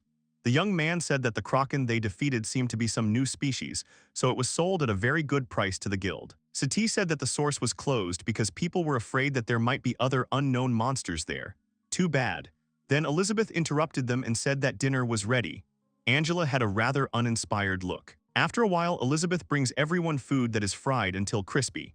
Masaru thought and then said to Elizabeth, asking what kind of food this is, darker than the darkest night. Elizabeth innocently said it was paste. The boy shouted that the girl was lying. Elizabeth said that the paste with kraken ink was also black. The boy replied that the girl should not equate coal with normal food. Angelique apologized and said that she was distracted for a moment. She did not think that Elizabeth would burn everything down in the blink of an eye. The girl replied that maybe the view is not very good, but there is a chance for a miracle. Masaru replied that it was wrong to ask the god for lucky food. At that time, Sati said that Elizabeth had worked very hard to prepare it. The young man shouted at Sati not to eat it, just to be polite, because it was just coal. Masaru said that few people succeed the first time, so he would cook dinner today. Sati replied that she would help the young man. After a while, the food was ready. Angela said that she thought those expressions from his country were very cute. Masaru replied that now he thought so too. About the plan for tomorrow. He unfolds the map and says that maybe they should go a little further than the hot spring. He thought that maybe they should visit the city of Nira. At that moment, Tilika was very scared. Masaru asked if it was possible that Tilika wanted to tell them something, like that they shouldn't go there. The girl answered that it was the opposite. She knew that she would have to go there someday. The girl remembered a very unpleasant man. The next day, the heroes arrive in the city of Nira. Angela said in delight that it was a big city. Elizabeth added that it was probably like Shiori or even bigger. Masaru suggested that the girls should find something to eat, as they had been training all morning. Sati replied that she was very hungry. Tilika was not feeling very well. Masaru's group walked around the city. People were sick and laying on the streets. Parents were crying, holding their children. Masaru said that the whole town seemed to be suffering. They were interrupted by Elizabeth, who said that there was a tavern. She suggested that the group go inside. Entering the tavern, Masaru looks at the menu and frowns, then thinks that this is like heaven and earth, compared to the tavern Dragon's Breath in Shiori where he lived next. Elizabeth whispered that it was only for a small one, just to feed the bird. She didn't understand what was going on here. Then a waitress girl approaches them and asks the customers if they have decided what they will order. Masaru was about to name the order, but suddenly the clanking of equipment was heard, and then knights entered the tavern. The man said that they had come to collect the tax, so the tavern owners had to show the money. The waitress called the father. The man panicked and said that they had already paid for this month, so why had they come? The man replied that taxes had increased because of dishonest citizens who had not paid what they were supposed to. The girl shouted that this was impossible, because taxes were already huge, so where else could they be paid? Suddenly the man hit her in the face with his fist. The girl fell. Masaru suddenly jumped up, but his hand was stopped by Tilak. The girl covered her face with a hood. The girl's father brought the guards a bag of money. He said that these were his last savings. He asked the guards not to touch his daughter. One man counted the coins and shook his head. The other man said that it was not enough. He said that any goods and food they had left should be put out in front of this house tomorrow for payment. The man began to ask about their lives. The guard replied that they were nothing more than a source of food for their master Deltro. If they had nothing else to give, they could become payment themselves. Angelina, Elizabeth, and Sati were very surprised. The men, grinning, left the establishment. Masaru didn't understand why they did that. Then the boy went to the waitress and used healing magic on her. Elizabeth apologized to the man for his uninvited intrusion, then said that the residents seemed exhausted. She said that if there was a problem with the authorities, they could report it to the servants of truth of this city. The man clenched his fist and said that they were fine. He turned to the respected travelers and said that they were fine. He asked the boys to leave them alone, confused. The waitress looked sadly at her father and then turned her attention to the portrait on the wall where her father stood with his wife, and in the middle was herself. After a while, the girl was carrying a bucket of water. She was thinking that she was very hungry. Suddenly, her legs gave way and she began to fall. The girl was caught by Tilak, who covered her magical eye with her hood. The girl apologized, but Tilak interrupted her and said that she had a question for her. She opened her eye and asked the girl if she thought the city authorities were doing the right thing. The girl was surprised and then, clenching her teeth, said that she couldn't say anything. If she blurted out too much, it would only get worse. So everyone had to keep quiet. Friends, aunt, shopkeepers, even her father. She gritted her teeth and said that something bad had happened to her mother. She was taken to Deltro's mansion with other girls to work. And a few days later she was found dead, beaten, and with her face ruined beyond recognition. Some say she couldn't satisfy the Lord, while others say he just didn't like her. She doesn't understand much about these rumors, but one thing is clear to her. They trampled on her mother's dignity. The girl began to cry. Despite this, the father could not say anything to the servants of truth, because rumor has it that they are somehow connected to Lord Deltro. If you can't pay your taxes, she and her father will just be used, squeezed dry, and thrown away. But beyond this fear, her heart was breaking because they all had to remain silent. Tilak was very surprised. Then she stood up and started to leave, saying that she had heard enough. After some time, Tilika came to Masaru. The young man wanted to ask her about this city, but the girl said that the lord of the city, Duke Deltro Wheeler, keeps him in an iron fist. She decides to tell a little about the past. The Temple of Truth was founded in the Galate Empire, south of the Lysera Kingdom. They opposed many rulers and did not care about nobility at all. However, the aristocrats could not stand such harsh justice and destroyed the Temple of Truth. After that, King Gale revived the magic of the Eyes of Truth, which expose lies. Since such art could not be lost, the Temple of Truth was rebuilt. However, to prevent a repetition of the past situation, the aristocrats were given protection. The servants of truth ignored their minor offenses. They also agreed to abide by new rules that stated that no political investigations could be conducted without proper evidence and testimony. Masaru immediately remembered Elizabeth's story. Tilika continued and said that the ruler of this city, Lord Deltro Wheeler, is the grandson of a very powerful man. He uses his grandfather's name to do whatever he wants. The servants of truth refused to intervene, blaming it on past events and new laws. The voice of this city will fade into darkness if Deltro continues to bind the people with fear. She believes that a good politician is a good liar. If you demand absolute virtue from people, then only naive patriots with heightened idealism will remain. She doesn't care if they are windbags, don't do what they say, or if they commit some minor offenses, as long as it is done for the good of the people. But having seen this city, Tilika is convinced that Deltro's behavior is unforgivable. It may sound selfish, but she would like to ask them for something. Masaru, Angela, Elizabeth, and Sati are happy and agree. After some time, the guards stop two girls. Tilik said that they brought additional taxes. The guards asked the girls their name, occupation, and address. Tilika said she was Ellis the farmer, the girl next to her was Abigail the weaver, and they were from the 2nd Western District. The man told them to stay there. Tilika replied that Mr. Deltro wanted to see them as soon as possible. The men thought that they were women, so they couldn't do anything to them at all. The man told them to go through. Tilika asked where the Duke's chambers were. The man replied that the chambers were right on the stairs on the 3rd floor of the building. At this time, Elizabeth used magic and Sati flew straight to the tower.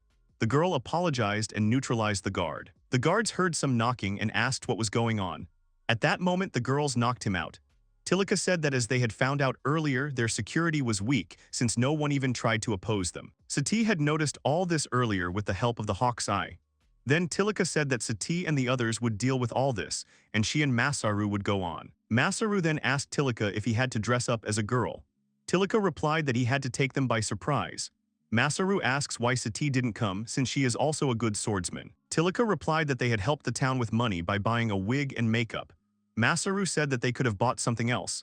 Tilika shouted that she thought the boy would suit this image. He has a childish face and feminine features. The guards did not even suspect him of being a man. Masaru replied that he did not even know what to say. Then Elizabeth and Sati had already caught up with the other guards. Tilika shouted to Masaru that they had to hurry because this was a time battle. A few years ago, Tilika was sitting on a bed in the temple, examining her magic eye. The men were saying that the magic eye implantation had been completed. There was a high chance of side effects, so she would need to be brought in for an examination. Clemens thanked the man and then walked up to Tilika and told the girl that today she had become an instrument of the Temple of Truth. She can consider her parents who sold her to the temple dead. From now on, the eye that she received, which recognizes lies, her words, and her life, she is all the property of the Temple of Truth. There is no room for individuality in this organization. The man asks the girl if she understands. Tillik, with sadness in her eyes, replies that she understands. The man told her that being a tool meant going down a narrow path. Once she accepted that, there was no easier way. She didn't even have to think, she just had to follow the beaten path. However, after she has completed her training, there will come a time when she can go her own way. She will have to decide whether to continue down that descent, remaining a mere instrument in the power of the title of Servant of Truth, or she would use the title to achieve something on her own. Tillik was surprised at that moment, remembering the words that she should choose carefully what she wanted to become. After some time, Tilika and Masaru reach the door to Duke Deltro's chambers. They open the door, which begins to creak. The man said that he can't believe that there are ignoramuses in this city who can enter without knocking. Then the man smirks and tells Masaru that he is very handsome. If he can satisfy him, he will forget about his misdeed. At this moment, the man saw Masaru as a girl. Then Tilika removes her hood, and the man recognizes this left eye, and then realizes that the girl is a servant of truth. Tilika said that she had seen what was happening in this city. It was the duty of nobles to rule over the people so that they could have a decent life. But a man's duty to the city of Nira was completely unfulfilled. The man stands up and spreads his arms, then asks the girl if anyone in the city has complained. No one said a word about being dissatisfied. He turns to the respected servant of truth and says that he believes the girl already knows that they cannot conduct a political investigation without evidence and testimony. He demands her to state her name and rank. He shouts that the girl will lose her head. He will make sure that her head is cut off. The girl says that her name is Tilika and she is a servant of truth of the third rank. The man is right that they, the servants of truth, are obliged to observe the rules. That is why there will be no problems as long as there are witnesses. Suddenly, there was a lot of footsteps. Angela entered the room with a crowd of locals. The man started shouting about what they were doing, who said they could break into his mansion. The man asked for Angela and said that according to the girl, Deltro wanted to see them. Angela apologized and said that otherwise they would not have come here. Elizabeth, who also approached the Duke's room, said that the guards here were too weak. It would not be difficult to disarm them unnoticed so that they would not prevent the townspeople from entering. She says there's still time before the guards in the distance notice something is wrong and rush in. At this point, the guards notice that they haven't received the usual report from the mansion. They head off to check out what's going on. Tilika says that as a servant of truth, she asks the people of Nira if it is right that Duke Deltro Wheeler rules this city. All the people were afraid. The man shouted at them not to open their mouths.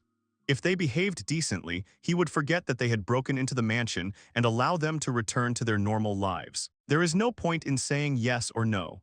This servant of truth has broken the rules by trying to investigate, so they are not obligated to answer. Tilika looked sadly and said that the Temple of Truth had lost sight of what was happening in this city. Another servant of truth who would wish to help them would never come again. She is probably their last chance to save their lives. The man said it was useless. The townspeople swore allegiance to him. No matter how much the girl asks, there will be no answer. He begins to threaten the servant of truth, saying that he will send her and her friends to execution. Masaru was surprised that everyone just stood there and remained silent, even after they had come this far. The Duke's laughter echoed throughout the room. Suddenly, a voice was heard saying that her mother had been killed by Duke Deltro. The man immediately fell silent. Tilika used her eye of truth and looked away. Suddenly, everyone started turning around and looking at the angry girl who said those words with hatred. Masaru was very happy. Tilika, who used the eye of truth, realized that it was true. The Duke laughed and said that this was childish babble, so they should not listen to her. Suddenly, a voice was heard saying that Deltro had forced his wife to please him. The man got angry and asked who had just said that. Others began to talk about how they were told that the taxes had gone up because they hadn't paid enough to the capital, but they also heard that it was all going into Deltro's pockets. Others heard that he was forcing the men of the city to fight monsters in his basement. That was probably what had happened to some of the husbands. The taxes are so high that the city is overflowing with starving and homeless people. They are screaming that they can't live like this any longer. Some have demanded that their sons be returned. The man then said that his daughter had been hit by Deltro's soldier when she protested that they couldn't pay more taxes, but she was right. The man turned out to be the tavern owner. Tilika said that it was true that a child's words were not enough to silence one or two complainers. But when so many dissatisfied voices were raised together, even the Temple of Truth could no longer ignore it. The man ordered everyone to be quiet. He says that these townspeople are talking nonsense. It's all nonsense and baseless rumors. Only he himself is right here. There was a tense silence. Suddenly, Tilika used her eye of truth and said that the Duke was guilty. It seemed he was well aware of his misdeeds. Based on the testimony of the townspeople and his false statements, he will be judged by the Temple of Truth. Suddenly, the Duke called the commander of the guard, Fedian. He ordered him to kill everyone, and he could feed the corpses to the monsters, because there are no irreplaceable residents in this city. Suddenly, Elizabeth shouted that reinforcements had arrived. Sati and Elizabeth joined the fight. Tilika realized that the situation was getting out of control. Masaru came out against the guard commander. The man asked if the young man really wanted to stop him, and if so, he would start with him. The man said he would cut him in two. Then suddenly the young man uses an air hammer and knocks the man out. The Duke was surprised and his mouth was open. The guards were also very surprised. The guard commander lost consciousness. The Duke lost control of the situation and then grabbed a knife from the table and began to attack the young man. Masaru knocked the blade out of his hands and then, having disabled it, pinned his head to the floor. He said that the Duke had made the people he was supposed to protect suffer because of his greed. Then he tried to take their lives. The boy asked if the man really thought he would get away with it. He told him that this was the end of him. At that moment, Angelique told the guards that there was no point in continuing to fight. They lowered their swords. All the residents were happy that everything turned out this way. Tilika also smiled, looking at this whole situation. A few days later, the Duke was handed over to the servants of the Temple of Truth. The man said that he could not understand why they had to travel so far and that it seemed that the man's luck had deserted him. Then the servant of the Temple of Truth turned and looked Tilika in the eyes. He turned and followed the Duke. Masaru asked if it was really a high-ranking truth seeker. He felt like he wanted to yell at them. Tilika said that in fact, even though they had solved the crime, she had almost broken the rules. Now she probably earned the disapproval of the Temple of Truth. They try to avoid conflicts with the aristocracy whenever possible. She did it based on her idea of justice. However, she put all the boys in danger. Angela replied that, as a servant of the gods, she could not have dreamed of a better opportunity to help those in trouble than this. Sati added that she is Tylik's older sister, so it is natural that she helped her younger sister. Elizabeth said that protecting people was the greatest duty of aristocrats. Deltro had brought shame on the aristocracy with his actions, so she was very pleased to help Tilika. Masaru said that the girl did not put them through anything because they chose to help her. Besides, he thinks that the girl did the right thing. Elizabeth interrupted them and asked if they had seen her talking to the man. The girl said that it was the new lord. He already had experience in managing his land. He plans to develop the city of Nira along with it, so that the economy of both territories will grow. And also, since the previous servant of truth of this city is under investigation, a new one has been appointed in his place. She hopes that all this will help make the city better. Tilika agrees and smiles. After some time, they return to the city center and see a huge crowd of residents there. The waitress girl thanked Tilika and everyone else. Tilika said that she should thank the girl because her courage saved them, which managed to touch the hearts of adults. Tilika said that they had no reason to regret. They must not always rely on the Temple of Truth. There are times when justice cannot come to their rescue. This means that they themselves must seek justice. She clenched her fist and said that justice would not always answer their call. The man interrupted her and said that everything was fine because the girl had come to them after all. Tilika was surprised and remembered how her mentor had said that the Temple of Truth had begun to rot. More and more servants were conspiring with the aristocrats and forgetting their duty. They use laws as an excuse to turn their backs on the people whose future they are supposed to protect. They, the servants of truth, are not at all the messengers of justice. Tilika told the mentor that he did not approve of collusion with aristocrats at all, and no matter how difficult it was, he always tried to do the right thing. When she received this magical eye, the man asked her whether she would remain an instrument in the power of the title of a church servant, or would use it herself. She said she wanted to be a good servant of truth who uses her title for the benefit of people, just like a mentor. The man was surprised by Tilika's words and then, smiling, said that the girl was very brave. Tilika remembered these words. The girl was embarrassed and then ran away screaming for everyone to live healthy lives. Masaru was surprised that she suddenly said such a thing. The residents smiled and thanked the young servant of truth once again. They also wished the group good health. They were very sorry that they had nothing to thank them with. They wished them to take care of the seed on their journey. Masaru says that he thinks Nira City will be fine. They were able to rise up against the man who intimidated them, and it was all thanks to Tilika's help. He stroked the girl's head and she cried at that moment. Then he came to his senses and apologized to her, saying that he was being too familiar with her, even though they were almost the same age. The girl said that she didn't mind at all. She recalled his words and said that when the boy got angry at Deltro, he looked very cool. The other girls smiled. The young man then opened the information window and asked Tilika if there was any magic she wanted to learn. Tilika was already level 18. At this moment, strange creatures similar to harpies were carrying the prey to their lair. They were carrying it to another monster that was hatching eggs. She tore the deer carcass apart and after chewing it smiled. Fate had prepared a new enemy for Masaru and his friends. After some time, the heroes were preparing for dinner. Elizabeth came out with food and said that dinner was ready. Masaru was even a little scared. The girl said that today they had Elizabeth's special seafood pasta. Masaru said that it was incredible because it looked edible. Elizabeth said that she couldn't believe that the boy expected so little from her. Not only does it look good, but they will also like the taste. Masaru wished everyone bon appetit. At the end of dinner, Tilika said that Masaru and Sati had finally taken over the cooking. Elizabeth was very curious about what had gone wrong. Angela told Eli to stop adding anything to the food behind her back. Then the girl called Masaru and asked what they would do tomorrow. The young man unfolded the map and began to examine it. He pointed to a place on the map and said that they would be completing their training program. The next day, Masaru's group fought goblins. While Masaru was dealing with the monster with his sword, Angela used an ice arrow and pierced the monster. Masaru looked back and thanked Angela for her help. After a while, the boys couldn't believe their eyes. Angela said that she had no combat experience before, and now she can fight orcs and goblins after only half a month of training. Elizabeth replied that she understood what the girl was talking about. Her magic power, duration, and preparation speed are growing incredibly fast.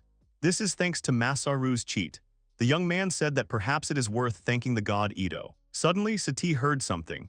At that moment, Masaru was talking about how they had gained a lot of skill points, so they needed to discuss what skills to invest them in. He was stopped by Sati, who used a skill and pointed upwards. The boys looked up and saw monsters hovering there. Masaru was scared. Elizabeth said that they were harpies. The young man was very scared. Suddenly, Tilika ordered her other half to come to her. She called Panya. Suddenly, some mouse appeared. Thanks to the cheat, she has summoning magic, allowing her to combine the sight and hearing of her familiar with hers. Mouse Panya will show her everything that happens in the distance. The mouse ran after the harpies and was very surprised. Tilika was also very surprised. The mouse saw a huge harpy's lair. Tilika said there was a huge nest of harpies up ahead. There were about 10 or 20 guarding it. Elizabeth said there were probably more inside. That was quite a lot. She said they would destroy them. Masaru was not feeling well. Angelica called Masaru, but Elizabeth interrupted her and said that she knew everything. She heard about what happened at the ranch. However, they adventurers sometimes have urgent tasks that they are obliged to carry out, like when they were sent to defend the fortress of Gorbas. They did not meet the harpies in battle then, because they are daytime monsters and sleep at night. However, they will encounter them in the future. Of course, the young man can choose not to participate in them, but then the young man will pay a large fine and may lose the trust of the guild. This is a very unfavorable outcome. That is why they must destroy this nest, and then the young man will be able to overcome this fear once and for all. Masaru clenched his fist and then agreed and said that they would destroy the lair.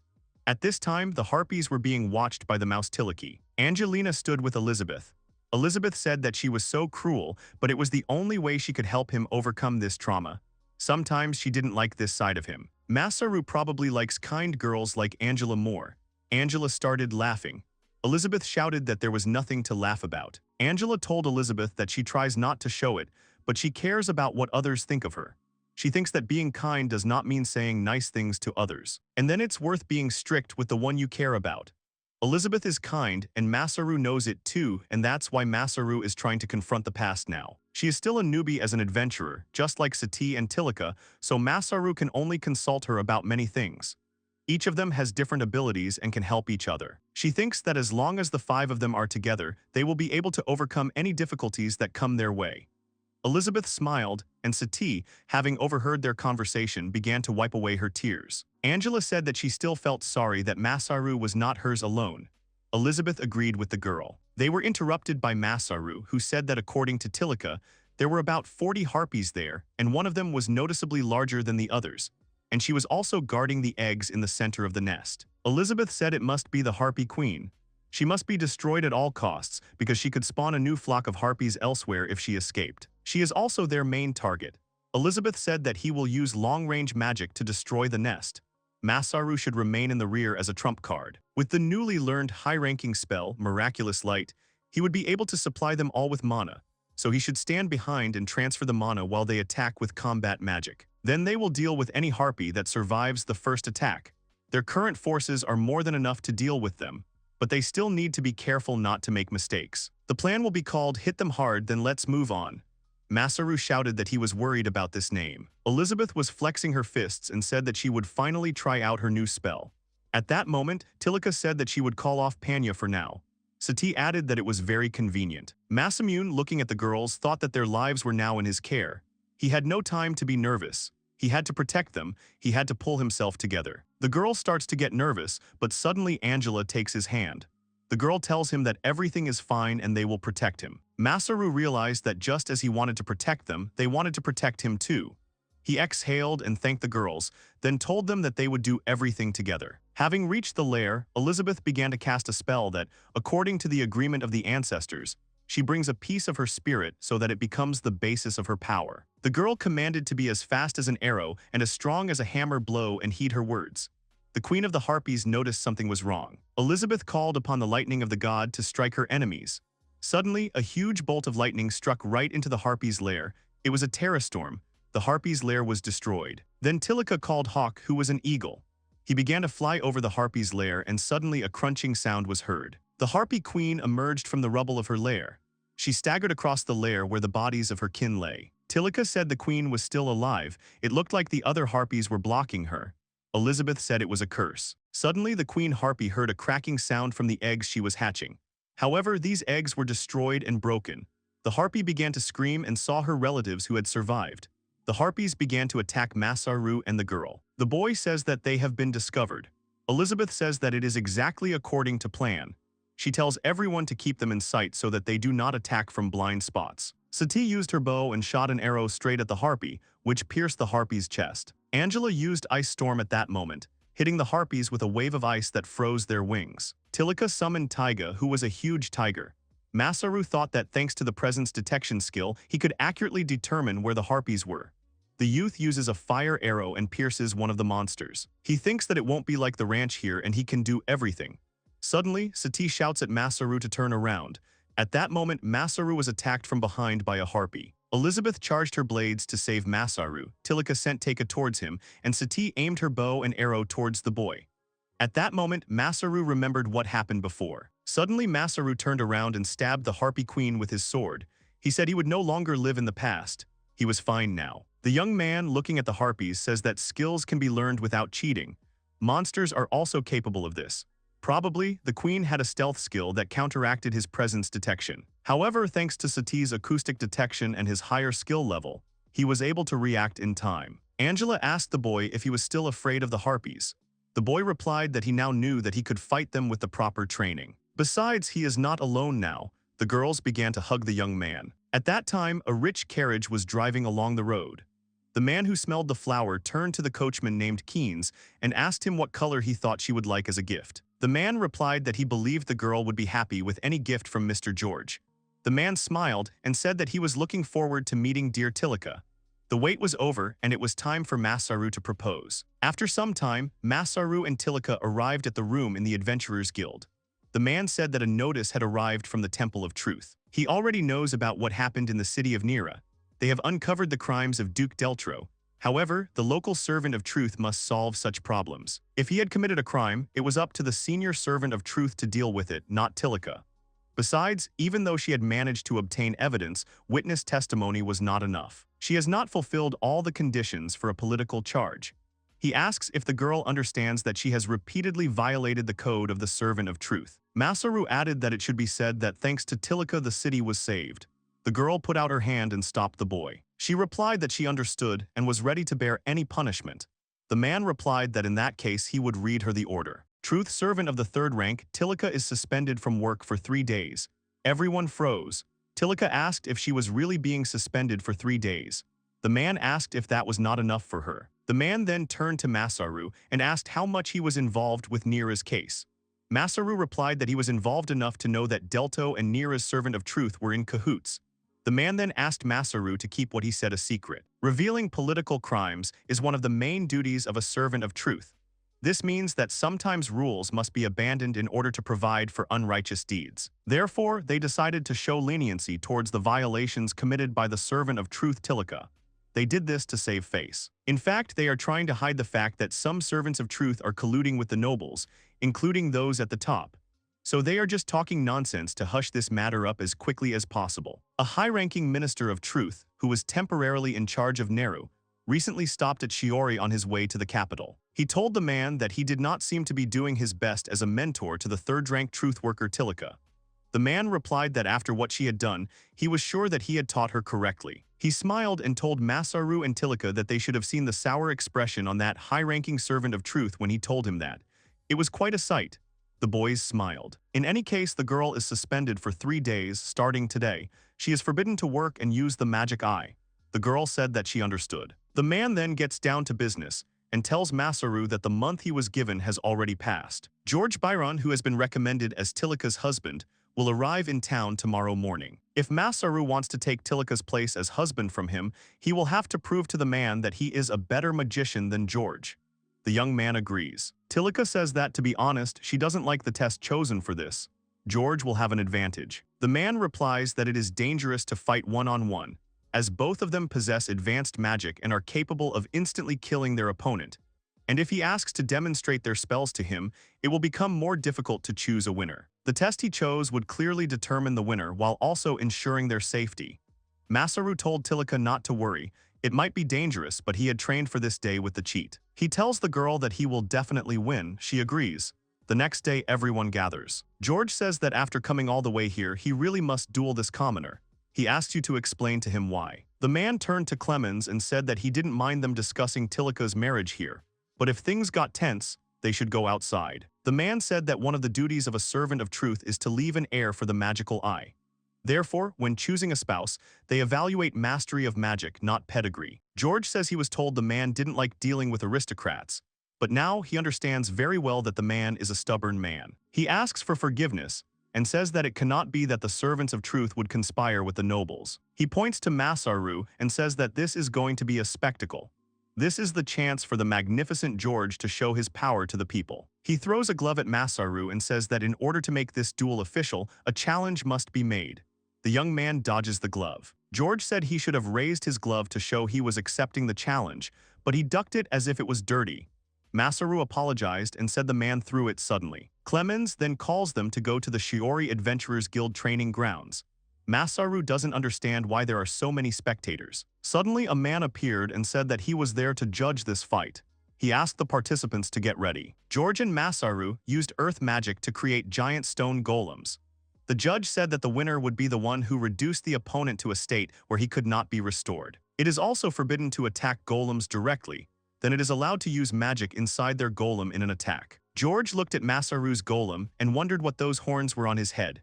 Masaru said that the great humanoid must have horns. George wondered if Masaru wanted to make the golem look like an ogre or if it was just a decoration, but there wasn't much point to it. He thought it looked kind of cool. George also created a horn on his golem's head. Elizabeth noticed that he was imitating Masaru. Finally, the judge announced that the contestants should get ready. The man gave a signal, but no one understood that it was the signal to fight. Then George said that he was starting. Suddenly, his golem immediately rushed towards Masaru. The young man was surprised that his golem was very fast. However, Masaru's golem was able to dodge the attack, but suddenly George's golem struck him. George said that the commoner's golem was too slow. Angela couldn't understand how. Golems were very big, but then why were they so fast? Elizabeth said that she had heard that George Byron was an excellent earthbender, but right now he was using windbending. He was releasing jets of air from nozzles on his limbs to increase his mobility. Earth and wind, to think that he could master both spells separately. George shouted that speed is justice, speed is power. He commanded the golem to move faster and brighter. Sati then noticed that Masaru's golem was beginning to split. Elizabeth said that it was repairing itself by absorbing earth magic with its feet, but the speed of repair was no faster than the speed of damage. Since Masaru isn't that good at earth magic, he focused on defending and strengthening his arms to counter George's highly mobile golem, but it wouldn't do any good unless he hit his opponent hard. At this time, George shouted to Masaru what he was fighting for. They, the nobles, have a duty to lead the people together with their beloved king. They are proud of this role and their noble blood. The Byron family is growing and prospering, and that gives them more power to protect people. That's why they must find spouses with a decent status and lineage. He asks if Masaru understands the cost, the significance, and the responsibility of having such power. Masaru thinks that political marriages were once common in Japan and elsewhere. In most countries, it was considered the norm. And by this world's standards, that's right too. He thinks that's precisely why he shouldn't judge the locals based on the moral values of the society he used to live in. Suddenly, Tilika screamed Masaru's name and he woke up. He thought about how some things remain the same. He screams that he will protect the hearts of people and Tilika's heart too. To avoid wasting his time and to prove that he has the strength to do so, he stands here. Masaru's golem begins to attack. George asked the boy to hold back on talking about his dreams, otherwise he would have holes in his defenses. He got distracted and forgot to defend himself. George asks permission to teach him. He can continue to repair the golem by absorbing soil, but the golem still has a humanoid body, meaning if he destroys the torso, the unattached limbs will simply collapse. Golem George pierces Golem Masaru, and the boy says that this is victory.